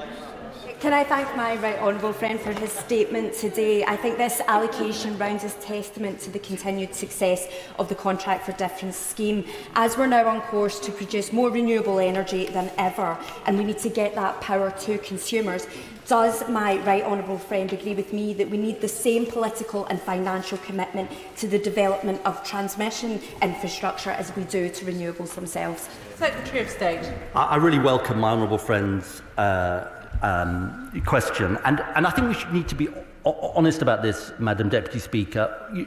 We face what you can only describe as a crisis when it comes to our grid situation, because we have people wanting to connect cheap, clean renewables and being offered dates in the 2030s, often late in the 2030s. We have industrial investments that we need to happen and offered dates in the 2030s. Grid reform, and as part of that planning reform, has got to be absolutely crucial, is crucial for this government, and it's crucial for any government that is serious about this. And I'm afraid to say that the legacy of the last government is disastrous when it comes to the grid. We will build the grid, and for all of those people who want to tackle fuel poverty and want lower energy bills, I look forward to support from all parts of the House. Dave Dugan. Thank you, Madam Deputy Speaker, and fair play to the new Secretary of State. 5.3 gigawatts of offshore wind is a great achievement on itself, especially compared to the flat zero achieved by the Tories in auction round 5, unlocking, Madam Deputy Speaker, as it does, the vital Inchcape array off my Angus constituency coast and supporting jobs in Montrose, also at Moray West, and the game-changing Greenville floating array off the north-east coast of Scotland. He highlights 1 gigawatt of onshore wind, 8 megawatts of which is coming from England. Can I tell the House today where the rest of that onshore energy is coming from? And with his target now of 60 gigawatts by 2030, how does he believe he will achieve that 9 gigawatts per year from now until 2030? Secretary of State. Look, I welcome the first part of the honourable gentleman's question. I even welcome the second part. Look, the only way this works is that whatever our differences, and we have large differences, we have to work with every government across the United Kingdom, whichever government that is, on this task. Gillian Martin and I, the Cabinet Secretary in Scotland, have had many conversations, probably more conversations in a couple of months and in many years under the previous government. And that is a deliberate example that has been set by the Prime Minister, which is country first, party second. And we want to work with governments across the UK to make the renewables revolution that we need happen, to make Britain a clean energy superpower. Florence Echeloni. Thank you, Madam Deputy Speaker. And it's a pleasure to welcome my friend, the Right Honourable Member, to his place and to see him continue and champion this really important issue which our constituents up and down the country have been crying for. One of the key issues that you see when you go into people's homes is fuel poverty. It is real. Having to hear constituents talk about not being able to heat their home is a reality for many of my constituents in Vauxhall and Camberwell Green. So I know that they will welcome this announcement to see cheaper bills, cleaner energy being produced. Does the Secretary of State agree with me that we need to actually get on with this as quickly as possible? Because the date of October the 1st, those increased bills, residents want to see action from this government and a fast pace to see their energy bills come down. Secretary of State. My honourable friend is 100% right about this, and she puts it incredibly well. And look, it's hard for governments of all stripes to admit this truth, which is whether it had been the previous government or this government, when that October the 1st price cap was announced, the truth is it wasn't it wouldn't have been in their control or our control because of our exposure, because these prices are set internationally. So if Putin or the petrostates make decisions, it rebounds on her constituents. And the only solution to this is the clean energy superpower mission that we have. Now, the truth is it will take time, and that is hard, and it will be hard for her constituents and my constituents and constituents across this House. But the answer has got to be to go as fast as possible, because that's what gets us energy security and lower bills. Sir Julian Lewis. I warmly congratulate the Secretary of State on his appointment. He's the perfect example of a political renewable. And as politicians, we all have a great deal to contribute to onshore wind. But slightly more seriously, does he share my concern that The Guardian last year and the Daily Telegraph this year both drew attention to the exploitation of Uyghur slave labour by the Chinese in the manufacture of so many solar panels? Other countries have been putting a ban on the import of these. How does he propose to deal with this matter? Because I'm sure he shares our concern that we should not be profiting on the back of that sort of disgraceful exploitation. I thank the right honourable gentleman for his kind words to me, and he raises an incredibly serious and important issue. And, you know, when I came into government, I have asked for discussions across government on this issue. I think we have to look at there were controls in place, to be fair to the last government, and indeed as part of the ongoing solar task force, they were looking at these issues. But I think we need to really kick the tyres on this to make sure that the proper controls are in place. And my department is very, very happy to have discussions with him and other interested parties on these questions. Perrin Moon. Thank you, Madam Deputy Speaker. I'd like to thank my right honourable friend for his statement and his tireless campaigning in favour of unleashing our renewable energy potential. As the Secretary of State knows, Cornwall is ready, willing and able to play a full part in the renewable energy transition. But can the Minister outline his plans to support smaller community energy cooperative projects where once again Cornwall stands ready to act? Well, he asked a very important question, Madam Deputy Speaker, and it gives me a chance to advertise second reading of the Great British Energy Bill on Thursday. All are welcome, because it is a really, standing room only, it is a really important point. As part of our plans for Great British Energy, we allocated 3 billion of the 8.3 billion that we set out at the election for what we call the local power plan, and that is absolutely to do what they do as a matter of course in other countries like Denmark and Germany, which is to unleash local renewables, local communities, local councils, community groups, co-ops to be part of this. It's important because I think it's a way to tackle fuel poverty. It's important because it's a way of generating income for local communities. It is also important, Madam Deputy Speaker, as a way of winning consent for local people. So I look forward to my honourable friend and others making a contribution on this question in that debate and others. Alistair Carmichael. Thank you, Madam Deputy Speaker. If, as the Secretary of State says, he wants to offer a line of sight for industry, can I say to him that he should look more closely at the opportunities that come from the development of tidal stream, particularly but through the creation of a supply chain from the ground up, which is always easier than recovering one which has already gone overseas. But that line of sight has to go in both directions, and that's why developers in tidal stream energy are asking the government to set a 1 gigawatt deployment target. Will he listen to these representations now and act on them? Well, let me say to the honourable gentleman that when I came into office and I was examining the issues around so-called Pot 2, which covers tidal, I was very keen to make sure that we increased the minimum, which we did by 50%, the tidal minimum. And I think these are important discussions to continue. There is a sort of dilemma here, which you will know, which is tidal remains relatively expensive, but the point of the tidal developers is many technologies remained expensive until they were deployed at scale. So, these are hard questions because they are questions about value for money and how much you invest in tidal, but I think those are important discussions that my department needs to have. Olivia Blake. Speaker. I'd like to congratulate my Right Honourable friend, the Secretary of State, and his department for the excellent work on this. But given all we've heard from the Shadow Secretary today, does he agree with me that this government's record success shows that the main block on the sprint to renewables was in fact the Conservative Party? Yeah. My honourable friend makes an important point about the legacy of the last government, but I also think that to widen her point, I think I would say to honourable members across this House that there is a need to connect, and this is hard. We need to be candid that this is hard for us as constituency MPs.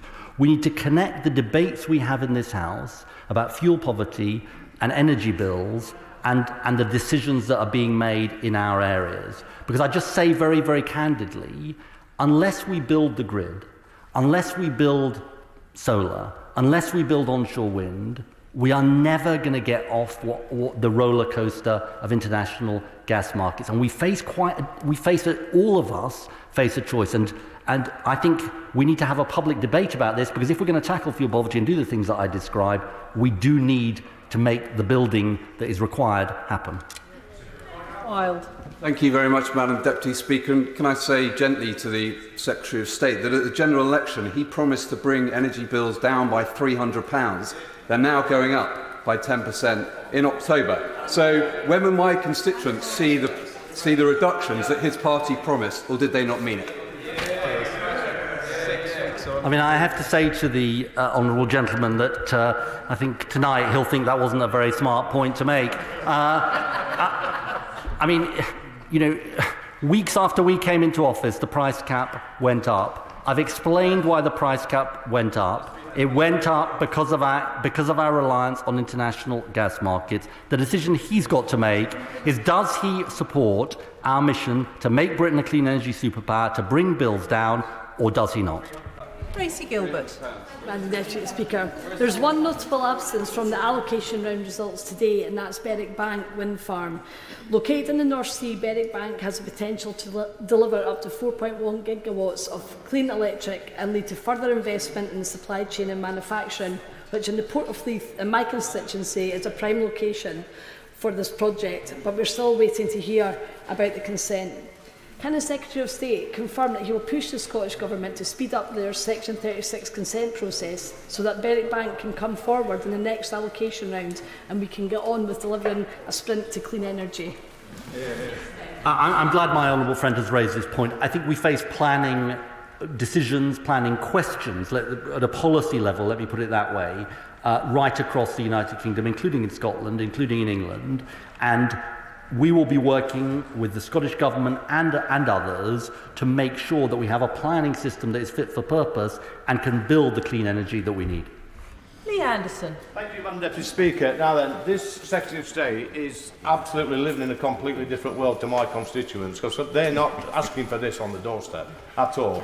This Secretary of State, by the way, Madam Deputy Speaker, is quite happy to spend £11.6 billion on climate aid abroad, £8.5 billion on GB Energy, yet rob our pensioners of £300 at the same time. But I'm going to give him the benefit of the doubt. When will my pensioners in Ashfield receive significant discounts on their fuel bills, and how much will it be by? I could say to the honourable gentleman, by the way, I thought that they supported a publicly owned energy company in his party, but I may be wrong about that. I can absolutely say to him that this is the way to deliver lower bills for his constituents. And the reality, I mean, they can shout all they like, Madam Deputy Speaker, but the reality they have to face, and I know this is hard for him, the reality they have to face is this, which is, does he believe that continuing reliance on fossil fuels as a country, saying no to renewables, which I think is their position, will give us energy security? And the truth is that it won't. He says he agrees with me. Well, look, I look forward to him supporting our clean energy superpower mission. Oliver Ryan. Thank you, Madam Deputy Speaker. Can I welcome this phenomenal, record-breaking achievement from the Secretary of State today, which represents a significant milestone towards clean power by 2030. Let's see more projects in Burnley. Does he agree with me that the best way to protect my constituents' energy bills from future price shocks, the patriotic thing to do, is to ensure that our nation's energy security is secure through homegrown clean power, saving money on energy bills and giving gas tyrants like Putin a bloody nose at the same time?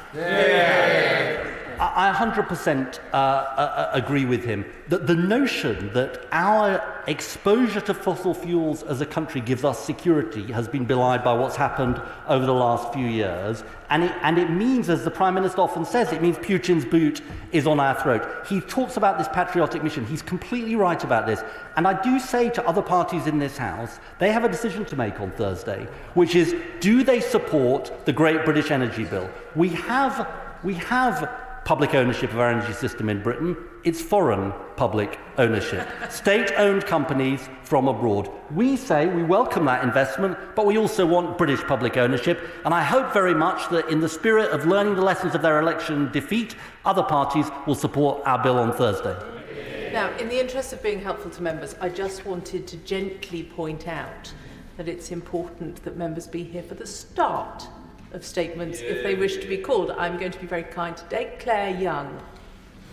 Thank you, Madam Deputy Speaker, and I thank the Secretary of State for his statement.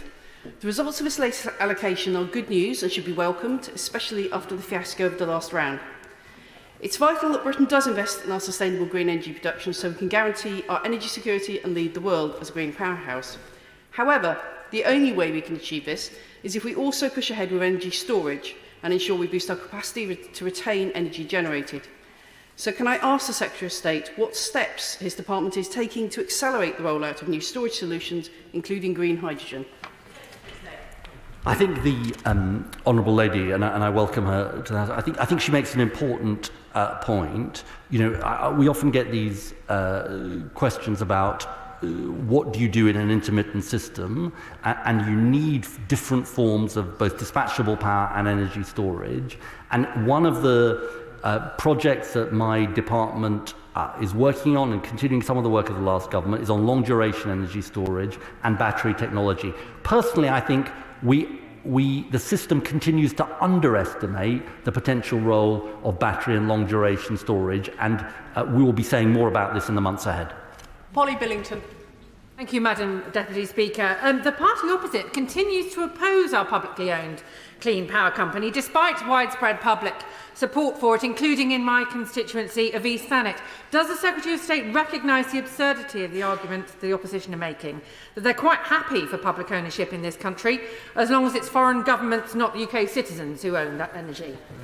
I think my honourable friend who has great expertise on these issues makes a really important point, which is that we welcome the success of Ofsted in today's allocation round, the Hornsey wind farms, and it's great for Danish taxpayers that they will get some benefit from this, and it's great for Britain that we will get the investment. But as the Prime Minister often says, why not Britain as well? Why shouldn't we invest in clean energy? Why shouldn't our taxpayers get benefit from this? Why shouldn't we create jobs in this country as well as accelerate clean power? It seems a very simple and logical proposition to me. Davis. Speaker, the Secretary of State will know from his recent visit to Telford that there are businesses right across the country, including in my own constituency, who want to partner with the government on this agenda. Will today's statement and future announcements mean that those private sector businesses that want to put their skills and their own money into it and take risks on behalf of the government and the country to make us a clean superpower have that backing by the Secretary of State? Well, my honourable friend is absolutely right, and I very much enjoyed my visit to Telford and talking to his local business. And I think it's easy to think about this in very macro terms about how many gigawatts and so on. It's the kind of thing I like talking about. But I think my honourable friend is absolutely right that this is as much, if not more, about all of the jobs that we can create in the supply chain. And people in this country want hope and they want change, and this is going to deliver it. Luke Charters. I really welcome the auction increasing solar capacity, and there are great projects in my constituency funded by this scheme, such as Hesse Solar. Will the Secretary of State visit Sunny York to see the site once complete? And does he share my conviction that solar is critical in the energy mix if we are to reduce our dependency on foreign oil and gas? Well, look, I very much welcome my honourable friend's embrace of solar as part of the energy mix. And it's really important to say this, Madam Deputy Speaker. We need more rooftop solar, and there are lots of people in this House who say, why don't we do more on rooftops? I agree with them. There is also, though, an important role for ground-mounted solar, and I very much look forward to coming to York at some point to see the projects that my honourable friend is talking about. Henry Tufnell. Madam Deputy Speaker. And can I welcome the statement from my right honourable friend today. It's incredibly exciting and marks a complete change from the party opposite. And so it's incredibly exciting, and I thank him for it. The Celtic Sea, which is off the coast in my constituency in Pembrokeshire, has unique conditions of deep water and strong winds. And that allows the opportunity to be a global leader in those new technologies of floating offshore wind. But those unique conditions require a unique approach from government. And so we look forward to AR7. Will the Secretary of State join with me to work to refresh the approach in the auction to ensure that we see more support going to flow projects in the autumn of 2025? Well, my honourable friend is a great champion of floating wind in the Celtic Sea, and look, he is right about this, which is we're proud of the 400 megawatt project in this round. We do need to look at what are the ways, including through the auction round, but also including through GB Energy and other ways, of making sure that in this crucial technology of floating wind, we build on our advantages, take the opportunities that they provide, and have the industrial capacity. And I look forward to discussions with him and other colleagues on how we make that happen. And I thank the Secretary of State for that statement. Point of order, Kidmore. I'm grateful, Madam Deputy Speaker. On the 25th of July, the main estimates were laid before the House and passed without debate or vote. On the 29th of July, the Chancellor came to the House and made a statement about the public finances and laid a further document called Fixing the Foundations that showed a wildly different picture of the public finances than that which we had been presented just one working day previously. This naturally raised concerns in the House, and I and a number of members questioned the Chancellor of the Exchequer about it at the time. The fact that she was evasive in the debate and frankly looked rattled raised further concerns. Now today we have a letter that's been leaked to the Shadow Chancellor explaining, from the Cabinet Secretary, explaining that officials knew at the time that the estimates were laid by the Chancellor that they were incorrect. And I also have a letter from the OBR in response to a Freedom of Information request that I made prior to recess that explains that the OBR was shown the contents of this document 2 days before the estimates were laid before the House. And indeed, they were given the document itself, Fixing the Foundations, to fact-check on the day that the estimates were laid before the House of Commons. Now, Madam Deputy Speaker, this raises a number of issues for the House. But the one I'm most concerned about is whether the Chancellor of the Exchequer has knowingly misled the House of Commons as to the state of the public finances and her knowledge at the time. Now, this is obviously knowingly misleading the House, is a breach of the ministerial code. And I wanted your guidance on what the appropriate course of action might be for the House. Because if we cannot rely on financial information which is laid before us, and frankly that we wade through trusting that it is accurate, then we're in a very difficult place indeed. I have notified the Chancellor of the Exchequer of making this point of order, and obviously once an independent advisor on the ministerial code is appointed, then I can make representations to them. But in the meantime, we are faced with a situation where either the estimates were knowingly wrong, or this document fixing the foundation was knowingly wrong. In either case, the House may have been significantly misled. Yep. And I'd be interested to hear your guidance on what we can do about that. Point of order, and indeed for the advance notice of it. He's indicated that he has informed the Chancellor of his intention to make the point of order, which of course is the correct thing to do. There are two separate points here. The first is one of privilege, and he should write to the Speaker making the point that he is concerned that the Chancellor may have misled the House. The second point is the accuracies of the estimates. That is not a matter for the Speaker, but it may be something that he chooses to raise with the Chair of the Public Accounts Committee when they are elected next week.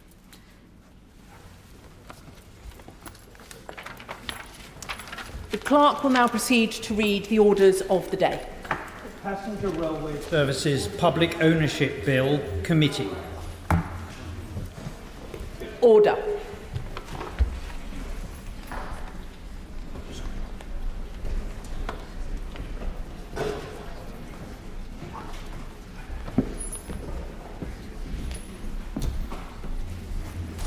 Order.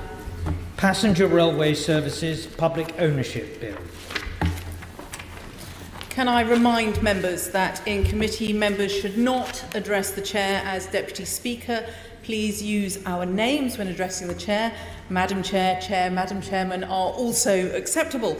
We're going to begin with Amendment 18 to Clause 1, with which it will be convenient to consider all other amendments selected, and the clauses and schedule to the bill. I call Helen Whately to move Amendment 18. Thank you, Madam Chair. I beg to move Amendment 18, which stands in my name and in the name of my honourable friends. May I say how good it is to see you all so soon after the summer recess, and I know that the Right Honourable Lady has been busy during the summer, though I do hope that, like the Deputy Prime Minister, she managed to find some time to let her hair down. When we last met, I set out why we, on this side of the House, cannot support this bill. I do not doubt that members opposite sincerely believe in their plan. They sincerely believe in getting rid of privately run train operators and sincerely believe in putting politicians in charge of running train services. But just because an ideological belief is deeply held, that doesn't make it right. And it's certainly not the same as using evidence as a basis for decision making.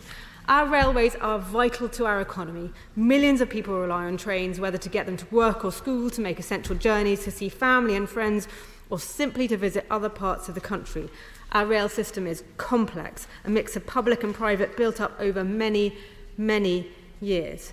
But can I say, Madam Chair, something our railway is not? It is not a toy train set to be played with. But I fear that this is the approach this government is taking towards it, rushing this ideological reworking of our rail system despite the absence of solid evidence to back up their approach, at a time when other countries are choosing to increase private sector involvement and competition in their rail systems. There is no good reason for this committee stage to be raced through in one day, rather than through a normal bill committee, which would allow proper time for consideration and discussion, the time appropriate for such a substantial and significant change. Proper time would allow this legislation to be made better, indeed fit for purpose, drawing on the strengths of our rail system as well as the weaknesses and using the lessons of our experience and others, albeit while still fulfilling the government's intention as set out in their manifesto.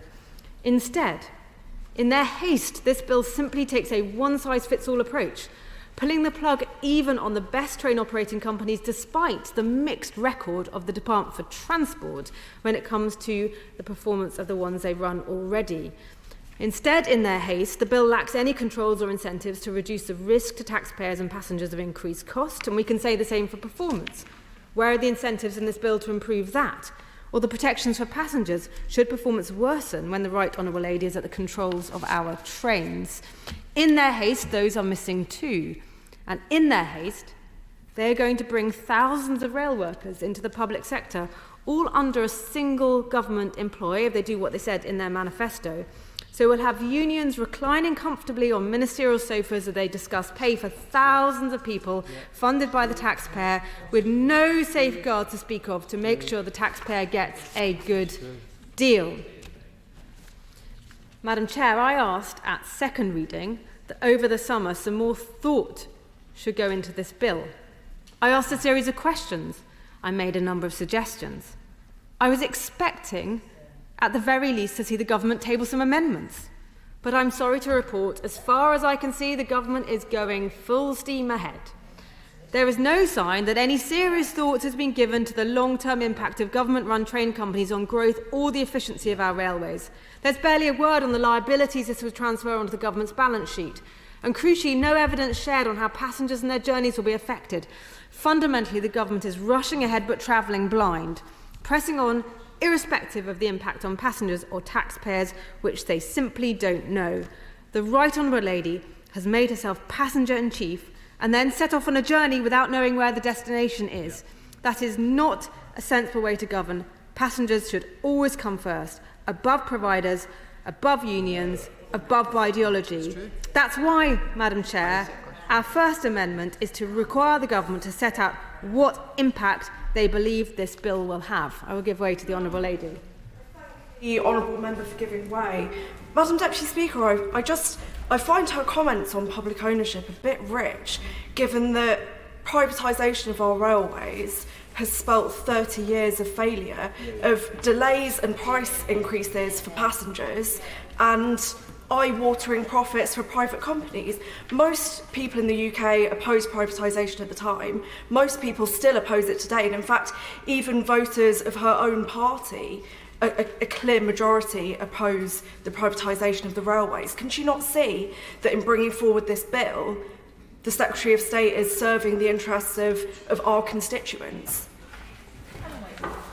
Unfortunately, the Honourable Member is simply wrong in some of the statements she makes. Now, I'm not ideological about this, and I know there's a place for the public sector and there's a place for the private sector. In our reforms, we proposed a closer working together of track and train, the Great British Railways, much of which I know this government is planning to bring forwards. But there are also benefits to this country, and there have been, of privatisation, including the significant growth in passenger numbers, something not seen in many other countries. And that's one reason why European countries, several of them, are planning to follow our model and increase the competition in their rail services in order to drive up passenger numbers and provide greater efficiencies.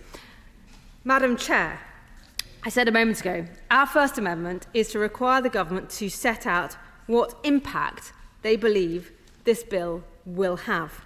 For instance, what impact getting rid of private sector train companies, good performers as well as the weaker ones, will have on passengers, on fares, on reliability and on the cost of the railway to taxpayers.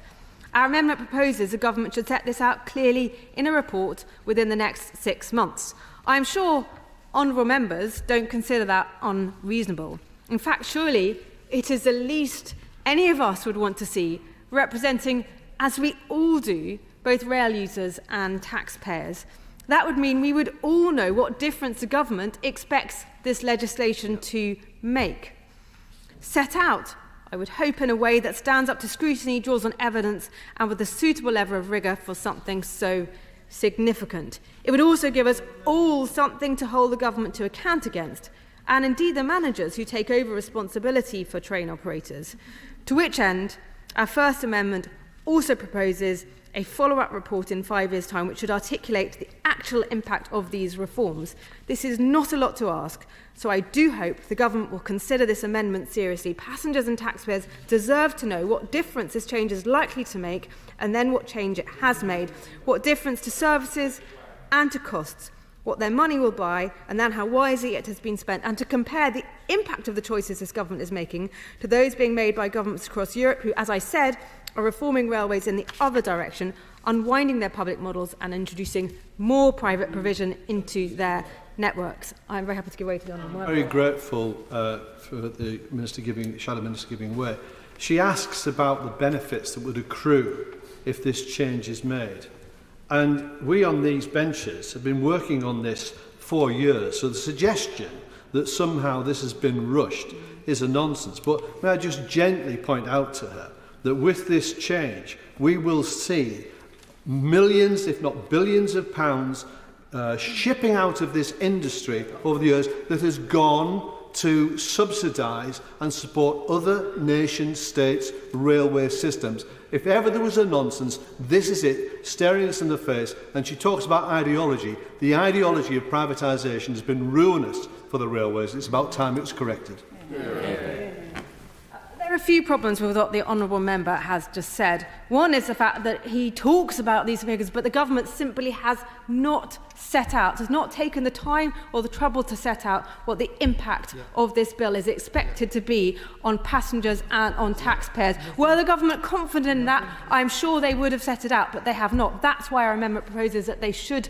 set it out. We also know that while on the one hand, yes, there are some savings to be made from management fees, and I will come to that later in my speech, the fact is that the benefits of competition, the pressure of a P&L and the bottom line, we know drives innovation and brings with it efficiency, which does not necessarily happen to the same extent in the public sector. Now I will make some progress.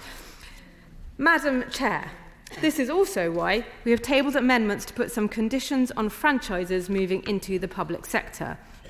Under the Right Honourable Lady's plan, the running of trains on our network will increasingly be tasked to a little-known government company called DFT OLR Holdings, or DOHL, the current operator of last resort. It seems to me a huge risk to expect DOHL to successfully take over and run every franchise in the country. DOHL has had, shall we say, mixed results with the franchises it has already taken over. And to expect it to run a further 10 on top of the 4 it's currently operating strikes me as a lot to ask. I recognise that the bill already makes reference to this by providing for franchise extensions where it would not be practical to bring the service in-house. But under the current plans, that would be decided by the Secretary of State. Now, it's not that I don't trust the Right Honourable Lady, but she has shown herself to have a great deal of confidence in public operators in the absence of any substantial grounds for that confidence.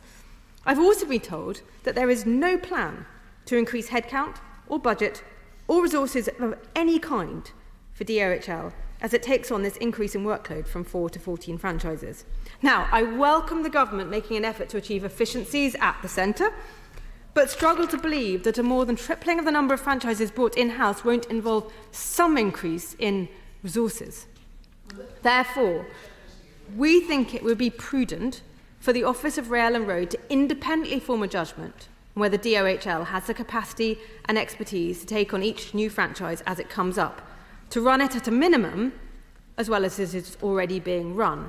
This could be done well in advance of most contracts ending, so this is really not a hindrance to her plans, but it would provide a great deal of reassurance to passengers and all of us as their representatives about the capacity of the government to successfully take over the functions of so many train operating companies. Happy to give way to honourable gentlemen. I'm grateful to the Shadow Minister for giving way. Just on this point about impact assessments and how can we have confidence that the DHOL will improve performance. Well, past performance we can look at. And may I remind the Shadow Minister that the operator of last resort currently runs 14 franchises. And the franchise, the East Coast Main Line that serves my region, when it was taken over, LNER took over the East Coast Main Line, revenues have grown substantially. And in terms of performance, Trans-Pennine Express, which were brought back into public sector operations in May of last year, We've seen cancellations decrease from an average of around 20% down to 5%. And in the last quarter, TransPennine, which is run by the operator of last resort, which will be the DHOL, were the most improved operator in terms of cancellation scores compared to the same period last year. Thank you, Madam Chair. And I accept some of the points the Honourable Member made. That is why I said that the record of DOHL has been mixed on this, where sometimes there has been improvement in performance, but that is not the case for all of the franchises that it runs, so its record is mixed, and therefore that is my reason for not being confident that it is the right organisation to take on such a large increase in its workload, particularly without any further resources, and including some operators which are performing better than the train companies he mentioned. Madam Chair, returning to the point that I was just coming to, we also want every contract awarded to place a duty on DOHL to look at how to modernise our network and to make sure passengers are at the forefront of all decision making, not just passengers in urban areas and around London, but crucially passengers in rural areas and places that have traditionally been underserved by the rail network. Time and again, the lady opposite has said that her number one priority is passengers, that she will protect their interests above all else, that it is for them that she is seeking this change. This is a chance to put her money where her mouth is and actually create a legal duty that promotes the needs of passengers in all future agreements with public sector operators. This will build in a layer of accountability for things which we all agree are important. Coming to Amendment 8, public bodies marking their own homework is not something we on this side of the House believe leads to good results. I know from my time in government that independent scrutiny makes life harder for ministers, but it also improves accountability and with that outcomes. That's why we are also seeking to introduce proper financial reporting and oversight for public sector operators. Under the franchise system, whatever its shortcomings, train operators are incentivised to increase passenger numbers and control costs. That has been an undeniable success of privatisation. Passenger numbers have doubled and costs been controlled, increasing at a far slower rate than revenue. In future, passengers and taxpayers will have to foot the bill for any loss of control on costs, for any inefficiencies or any failures to innovate. That's a serious implication and something we should do our best to protect people from. Creating or recreating some incentives is a good place to start. We will need to know how well the public train companies are performing, what they're doing to increase passenger numbers and drive growth in rail services, how reliable their services are, how well they're keeping costs under control, how satisfied passengers are with the service they're providing. Our proposals would allow us to identify both good and bad performance, hold the managers of these companies to account and reward them accordingly, for instance, by linking managerial pay to performance. These companies will no longer have shareholders to answer to or the financial incentives that go with a senior role in the private sector. The government has told us part of their rationale for these changes is to better align incentives of train operators with passengers, but this bill currently provides no mechanism for that. We're not seeking to frustrate a change this government was elected to deliver. We simply wish to bring some proper transparency and accountability to the process. That includes reporting on the costs involved with bringing operating companies under public ownership. Those opposite will no doubt point to the money that we save by removing management fees, but this equation is not one-sided, because while she might be saving £150 million each year on fees, industry experts predicted that this bill could cost passengers and taxpayers up to £1 billion a year extra through lost productivity and growth. And that's before you account for the government taking on all of the long-term liabilities of these companies. Pension obligations, rolling stock, long-term leases, these will all be transferred onto the government balance sheet, and we have had alarmingly little information on what that figure will be. I give way to the honourable gentleman. The Shadow Secretary of State for giving way, and she's making a case from her ideological point of view, even though she denies it, because running through the Shadow Secretary of State's statement is a deep suspicion of the public sector. Suddenly, the Shadow Secretary of State is suspicious about the quality of service for passengers. Suddenly, the Shadow Secretary of State is suspicious about the quality of service provided and the amount of money being spent on it. If only those suspicions and that scrutiny had been applied by the Shadow Secretary of State whilst in government, along with her colleagues, to the disastrous privatised railway service. And is the Shadow Secretary of State really trying to convince this House that the privatisation of the railways was in any way a success? It seems to me that the Shadow Secretary of State is trying to stand as a barrier between public opinion and progress of this bill, because the majority of people in this country support the public ownership of the railways. A Labour government was elected also with this as a clear manifesto pledge. I am. Thank you. And I'll bring my remarks to a close by saying, isn't it the case that, in fact, the Shadow Secretary of State is being deeply ideological and is only interested in the privatised model with the pursuit of profit, regardless of the effect on the public? Well, he and I probably do have different views ideologically, fundamentally. I will acknowledge that, because I think he probably, as implied in his statements, thinks that profit is bad. Well, I think that profit can be a helpful thing, and it's thanks to the motivations of people to make profits that we in this country and many other countries with similar economies have this prosperity that we enjoy today. I think government can do a lot, but I'm also always thoughtful about when government can help and when government might hinder. And that's why I take a view that sometimes it's right in rail for the public sector to do things, and sometimes it's right for the private sector to do things. But one of the things that I fundamentally think is missing in this bill is scrutiny. Now, I'm not trying to frustrate the mandate that his party has to bring forward this legislation. I think I've made that clear. But what I do want to do is improve it.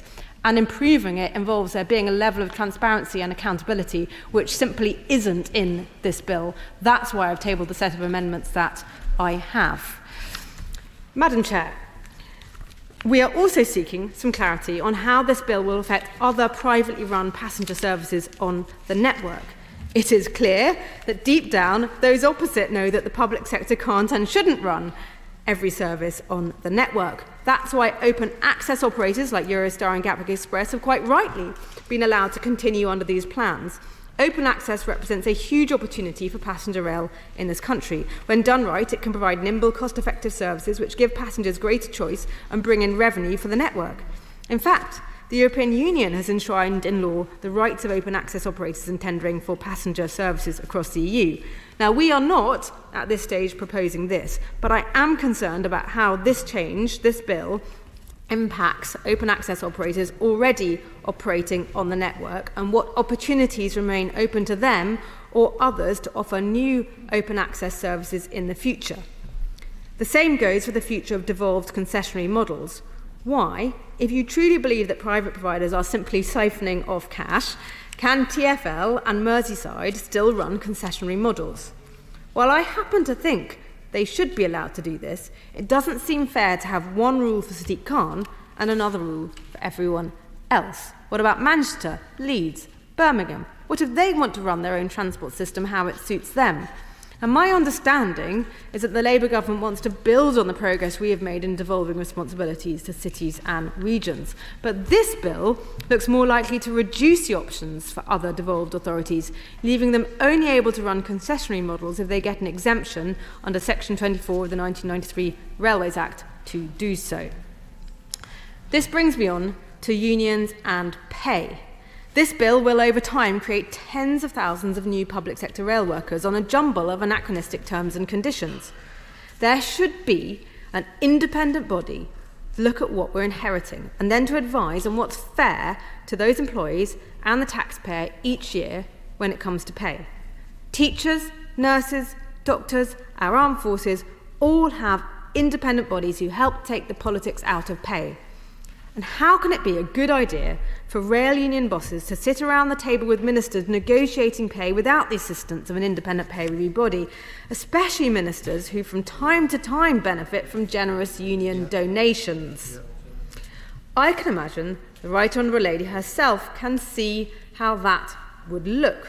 She must know that it wouldn't pass the sniff test, that this looks like the return of the 1970s, the return to deals done over beer and sandwiches in number 10, and surely nobody in this country beside the unions wants to see that happen. We've actually just had a taste of it with their recent ASLEF deal, in which ministers skillfully negotiated a bumper pay rise to train drivers with nothing in return, nothing for passengers and taxpayers. This no-strings pay deal meant removing all reforms to working practices. In other words, all the things that might help modernise the network and drive down fares. Shortly followed by ASLEF announcing another strike anyway. And who knows what deal was done to get that called off. But perhaps she will be making a statement on this. We on this side of the House are blue in the face for making this argument, but you do not raise living standards with inflationary pay rises, you raise them by improving productivity. I'm happy to give way to the Right Honourable Lady. I'd be interested to know if the Honourable Lady had spoken to her immediate predecessor to understand exactly what the value of the reforms he was pursuing, and if she was aware that they were worth less than half the cost of every time the railways went on strike under his leadership.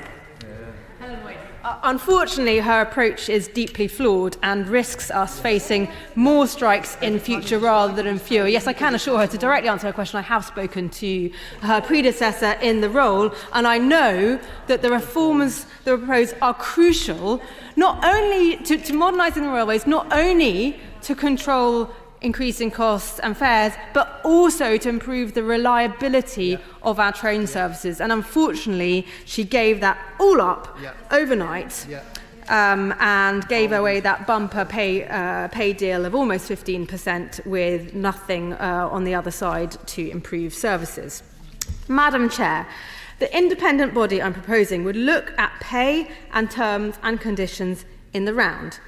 They could shed some light on who is getting a fair deal and help put modernisation at the top of the agenda in negotiations. Given that this government seems to be set on creating a single huge employer across the network as set out in their manifesto, which surely means harmonising pay and terms and conditions across many thousands of employees, none of whom I suspect want to give up whatever terms they most value, a 4-day working week, 34 days of annual leave, the extra money they negotiated to start using iPads as some examples. Can she imagine what effect this might have on ticket prices, on the efficiency of our network? An independent pay review body could at least gather evidence and then advise government on what makes sense to fill jobs and to provide value for money for the taxpayer. Madam Chair, I am grateful to you for giving me some time to outline our amendments, and mindful of other members who wish to talk to their amendments and make maiden speeches. I will therefore wrap up my comments with a couple of final points. As we made clear at second reading, His Majesty's official opposition does not support this bill. Our rail system needs reform. We had set out plans to do that, but this bill is not the right way to go about it. In fact, on the contrary, the government is being driven by a flawed ideological belief along the lines of public sector good, private sector bad. It is not underpinned by evidence of what works. They're not being straight with people about the possible downsides, like higher fares for passengers, higher costs for taxpayers, and less reliable trains. They're rushing this bill through for why? Is it to please their backbenchers, who we know are deeply unhappy about scrapping the winter fuel allowance, or is it to please their union paymasters? I know the Right Honourable Lady has promised everyone that she is going to move fast and fix things, but this looks more like moving fast and breaking things. So I will say sincerely to the Right Honourable Lady, as I'm sure she will want to make this legislation as good as it can be, and I'm sure she, like me, wants to do the best possible job for all our constituents and for the country we serve, please consider the amendments we have tabled and think hard about giving them the government's support. The question is that Amendment 18 be made. As a point of information and for my assistance, it would be very helpful if members wishing to be called could indicate clearly that they wish to do so. Thank you. Graham Stringer. That was quicker than I expected. Madam Chair, however, if I can, before I come to the amendment I've put down, if I can just remember, because I think I'm probably the only member in the chamber who would remember the debate on the National Audit Office report after the original privatisation of railway. Because if the Honourable Lady applied her amendment to the original decision to privatise the rail, she would find that against the criteria that the government were using, it has been a complete failure. I remember in this chamber asking Teddy Taylor, who was Conservative, I respected greatly, how he justified selling off the railways at less cost than they were worth, which is what the National Audit Office report said. His justification, which was Conservative government policy previously, was it doesn't matter because we will take all the subsidy out of the railways. So had the Honourable Lady been present and had those tests been applied to the original policy, privatisation against the Conservatives' policy would have been seen to be a complete failure. The other point I would like to make on what the Honourable Lady has said, which a number of interventions from this side have brought out, is that there has been a huge amount of money transferred out of this country to other rail systems, to pension funds in North America and elsewhere, which could have been used to the benefit of the transport system in this country. Incidentally, one of the reasons passenger numbers have increased on the railways is because the government did not invest in roads over many years, and that has led to congestion, forcing people onto the railways. It's not the privatisation of the railways that has attracted those passengers. But those profits that have gone out are precisely because the Treasury did not want the debt on the balance sheets. And one cannot have it both ways. If we're to repatriate those profits, which I believe taking back into public ownership the whole of the railways will do, then of course you have to take the debt.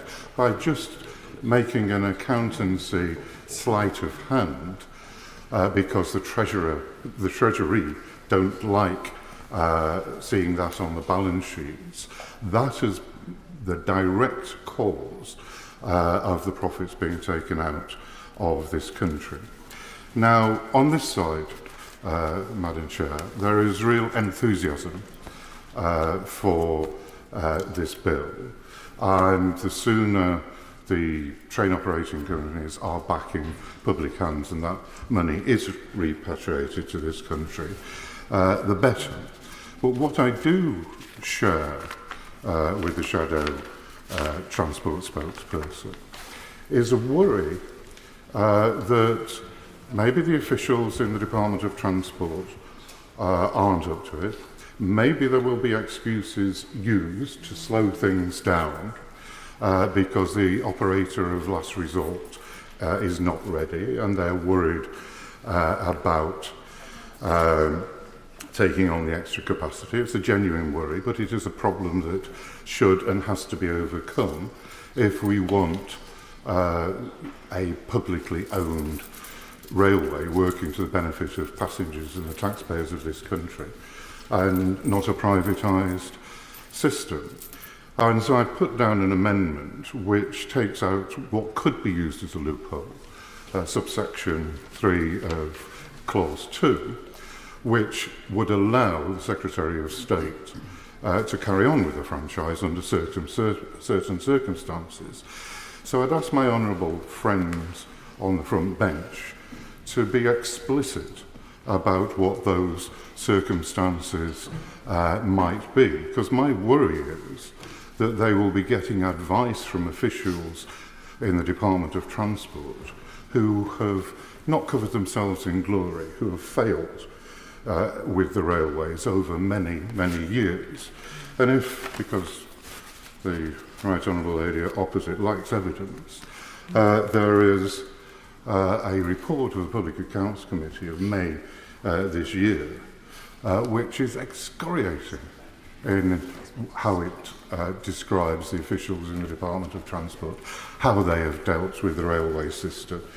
I'll read some of the conclusions from that report, because it should worry us all if we want this bill to work, not just to be passed into legislation, but to actually work.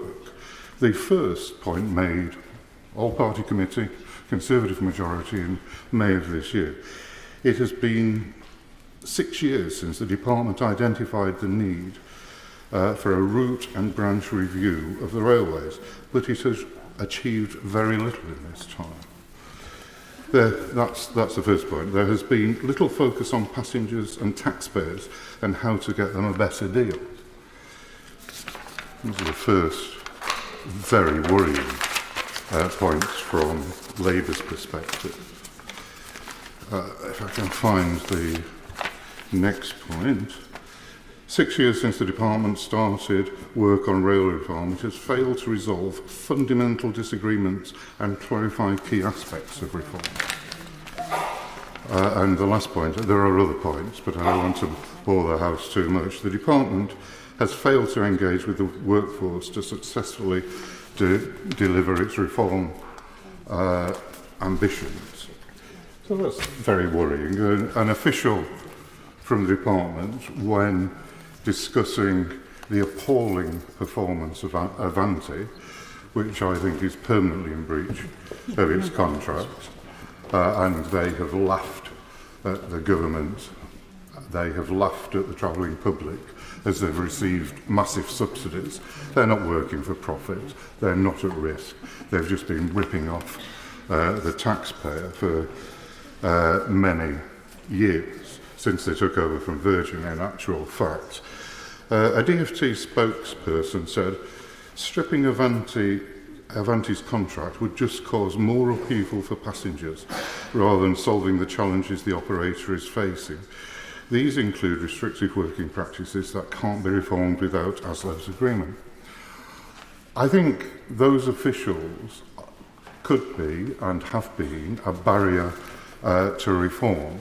And I wouldn't expect my honourable and right honourable friends on the front bench to do anything but be loyal to the officials who work in the department. But I would like them to respond about how they're going to overcome some of the potential problems that they will find in a department that they are in control of.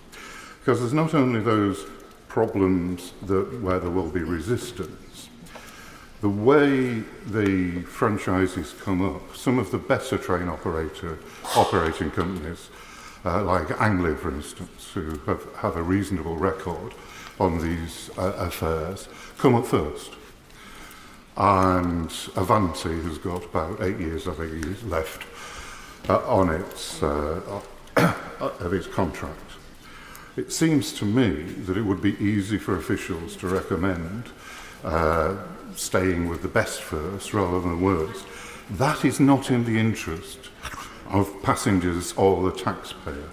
We really need, as a government, to get in control of that and, in actual fact, deal with the worst first, because that is where we're losing money, that is where passengers are suffering, and that is where money is being taken out of the system.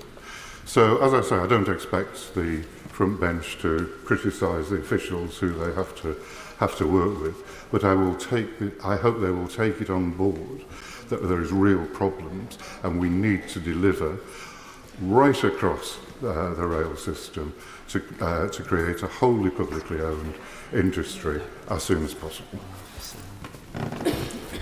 Vera Hobhouse. Thank you, Madam Chair. Our Liberal Democrat first principle is to put the rail user at the heart of any new arrangements for rail passenger services. We are ultimately agnostic about public or private ownership so long as what the government is proposing is clearly delivering the improvements on our railways that are so desperately needed. I thank the Minister for the prior engagement to today's debate. I'm aware that the bill in front of us is only a step towards more comprehensive legislation later in this Parliament. We Liberal Democrats have tabled 3 amendments to address 3 core issues which are relevant to this legislation but might become even more relevant for any future plans of the government. Amendment 21 is aimed at keeping passenger experience under review. Public confidence in our rail system has been falling year on year. Greater scrutiny is needed on how nationalisation will impact day-to-day travel. Our amendment will ensure getting a fair deal for passengers is a guiding principle of this legislation. Would the Honourable Lady give way? Happy to give way. Thank you very much. Thank you very much. I thank the Honourable Lady for giving way. Would she agree with me that an essential part of that is addressing the problems that the railways face now?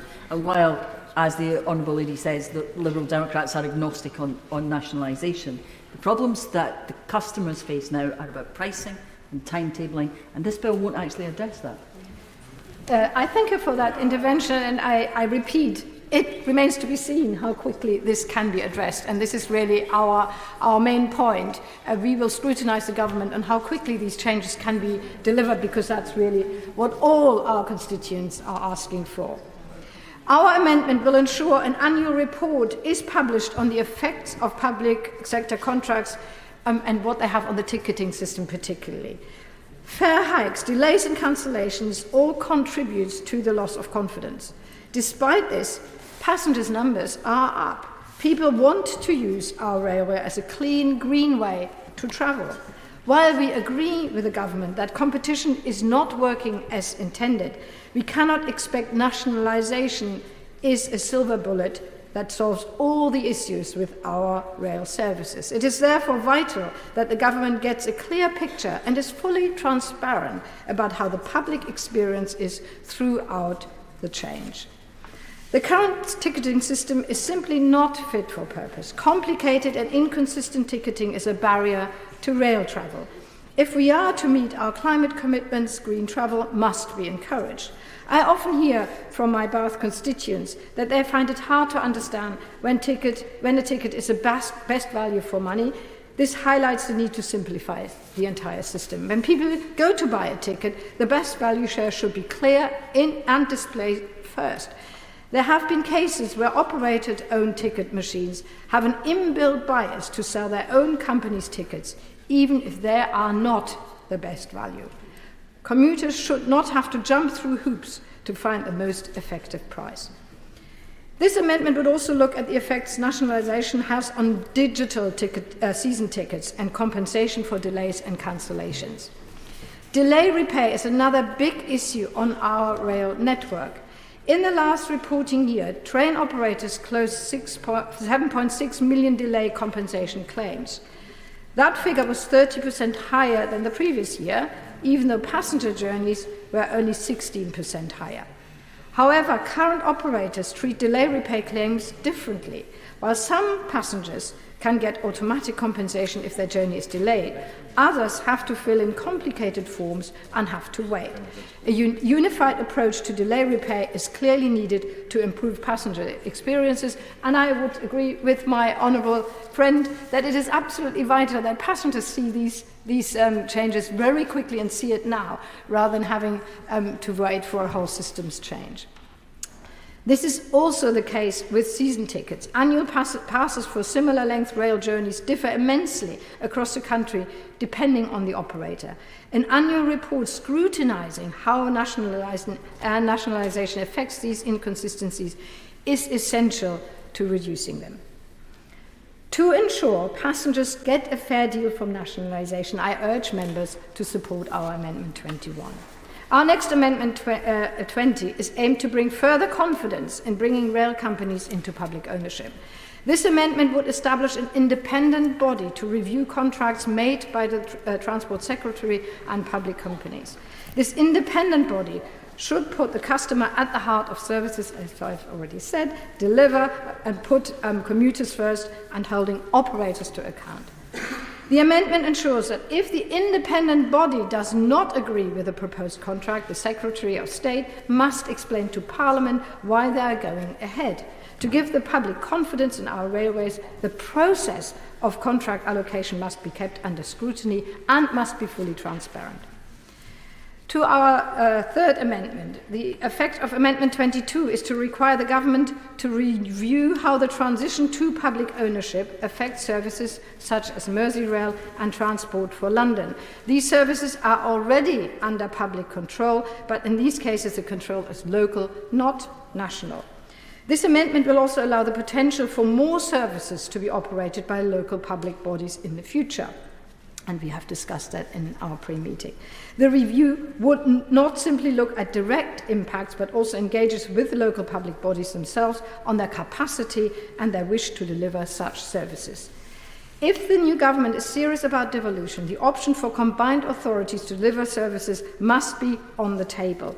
We have already seen how devolved authorities can deliver rail services very effectively. Transport for London and Merseyrail are two such examples.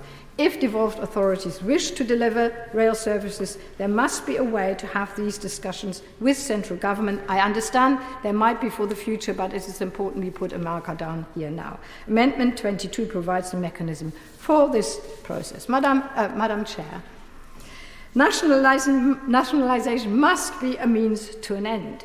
The public at large does not care who is running the train so long as there are good services and travel is affordable. Our Liberal Democrat amendments will ensure that this legislation is having the passenger at the heart of any changes and that the public gets value for money. I'm coming at the very end of my remarks.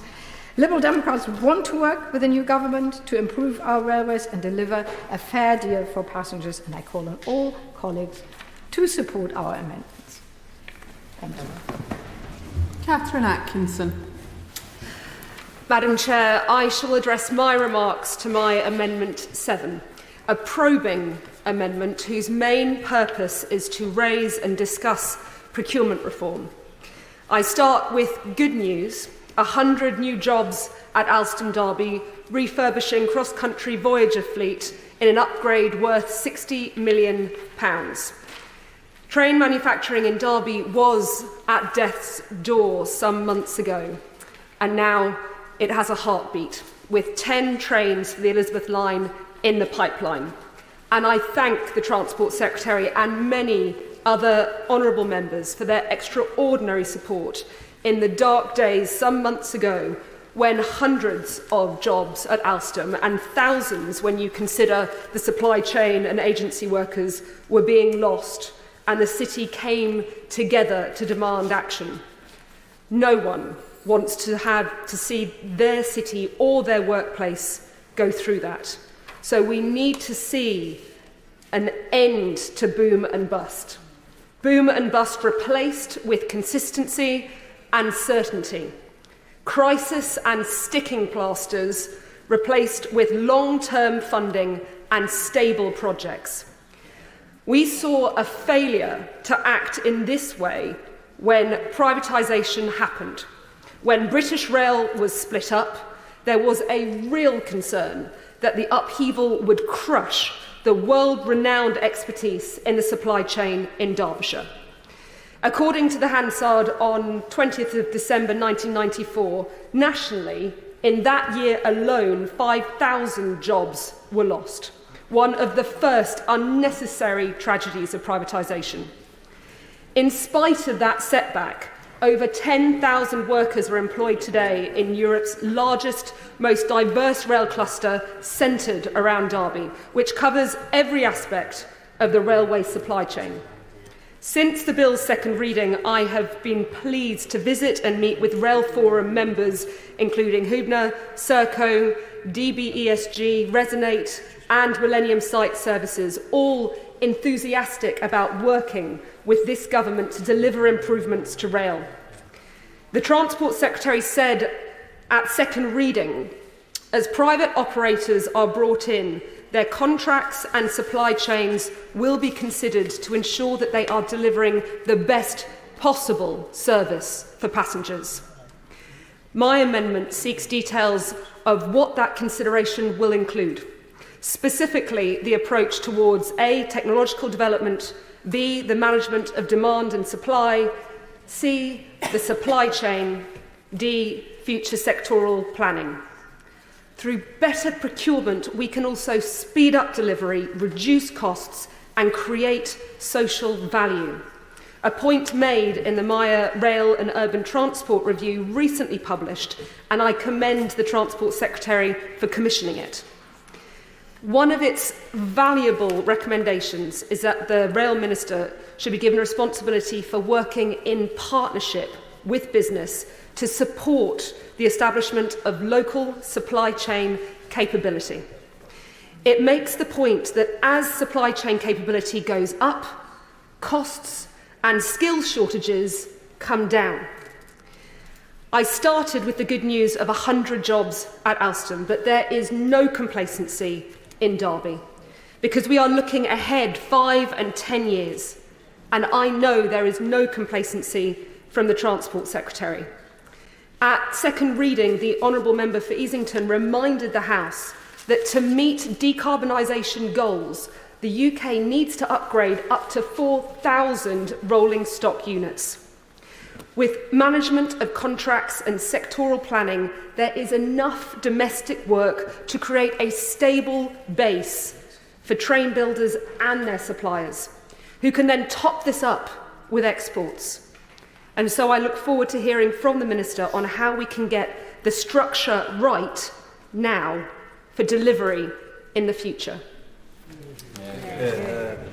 Graham Ledbetter. Chair. I'm not going to speak for a great deal of time on this. It's largely devolved the issues for Scotland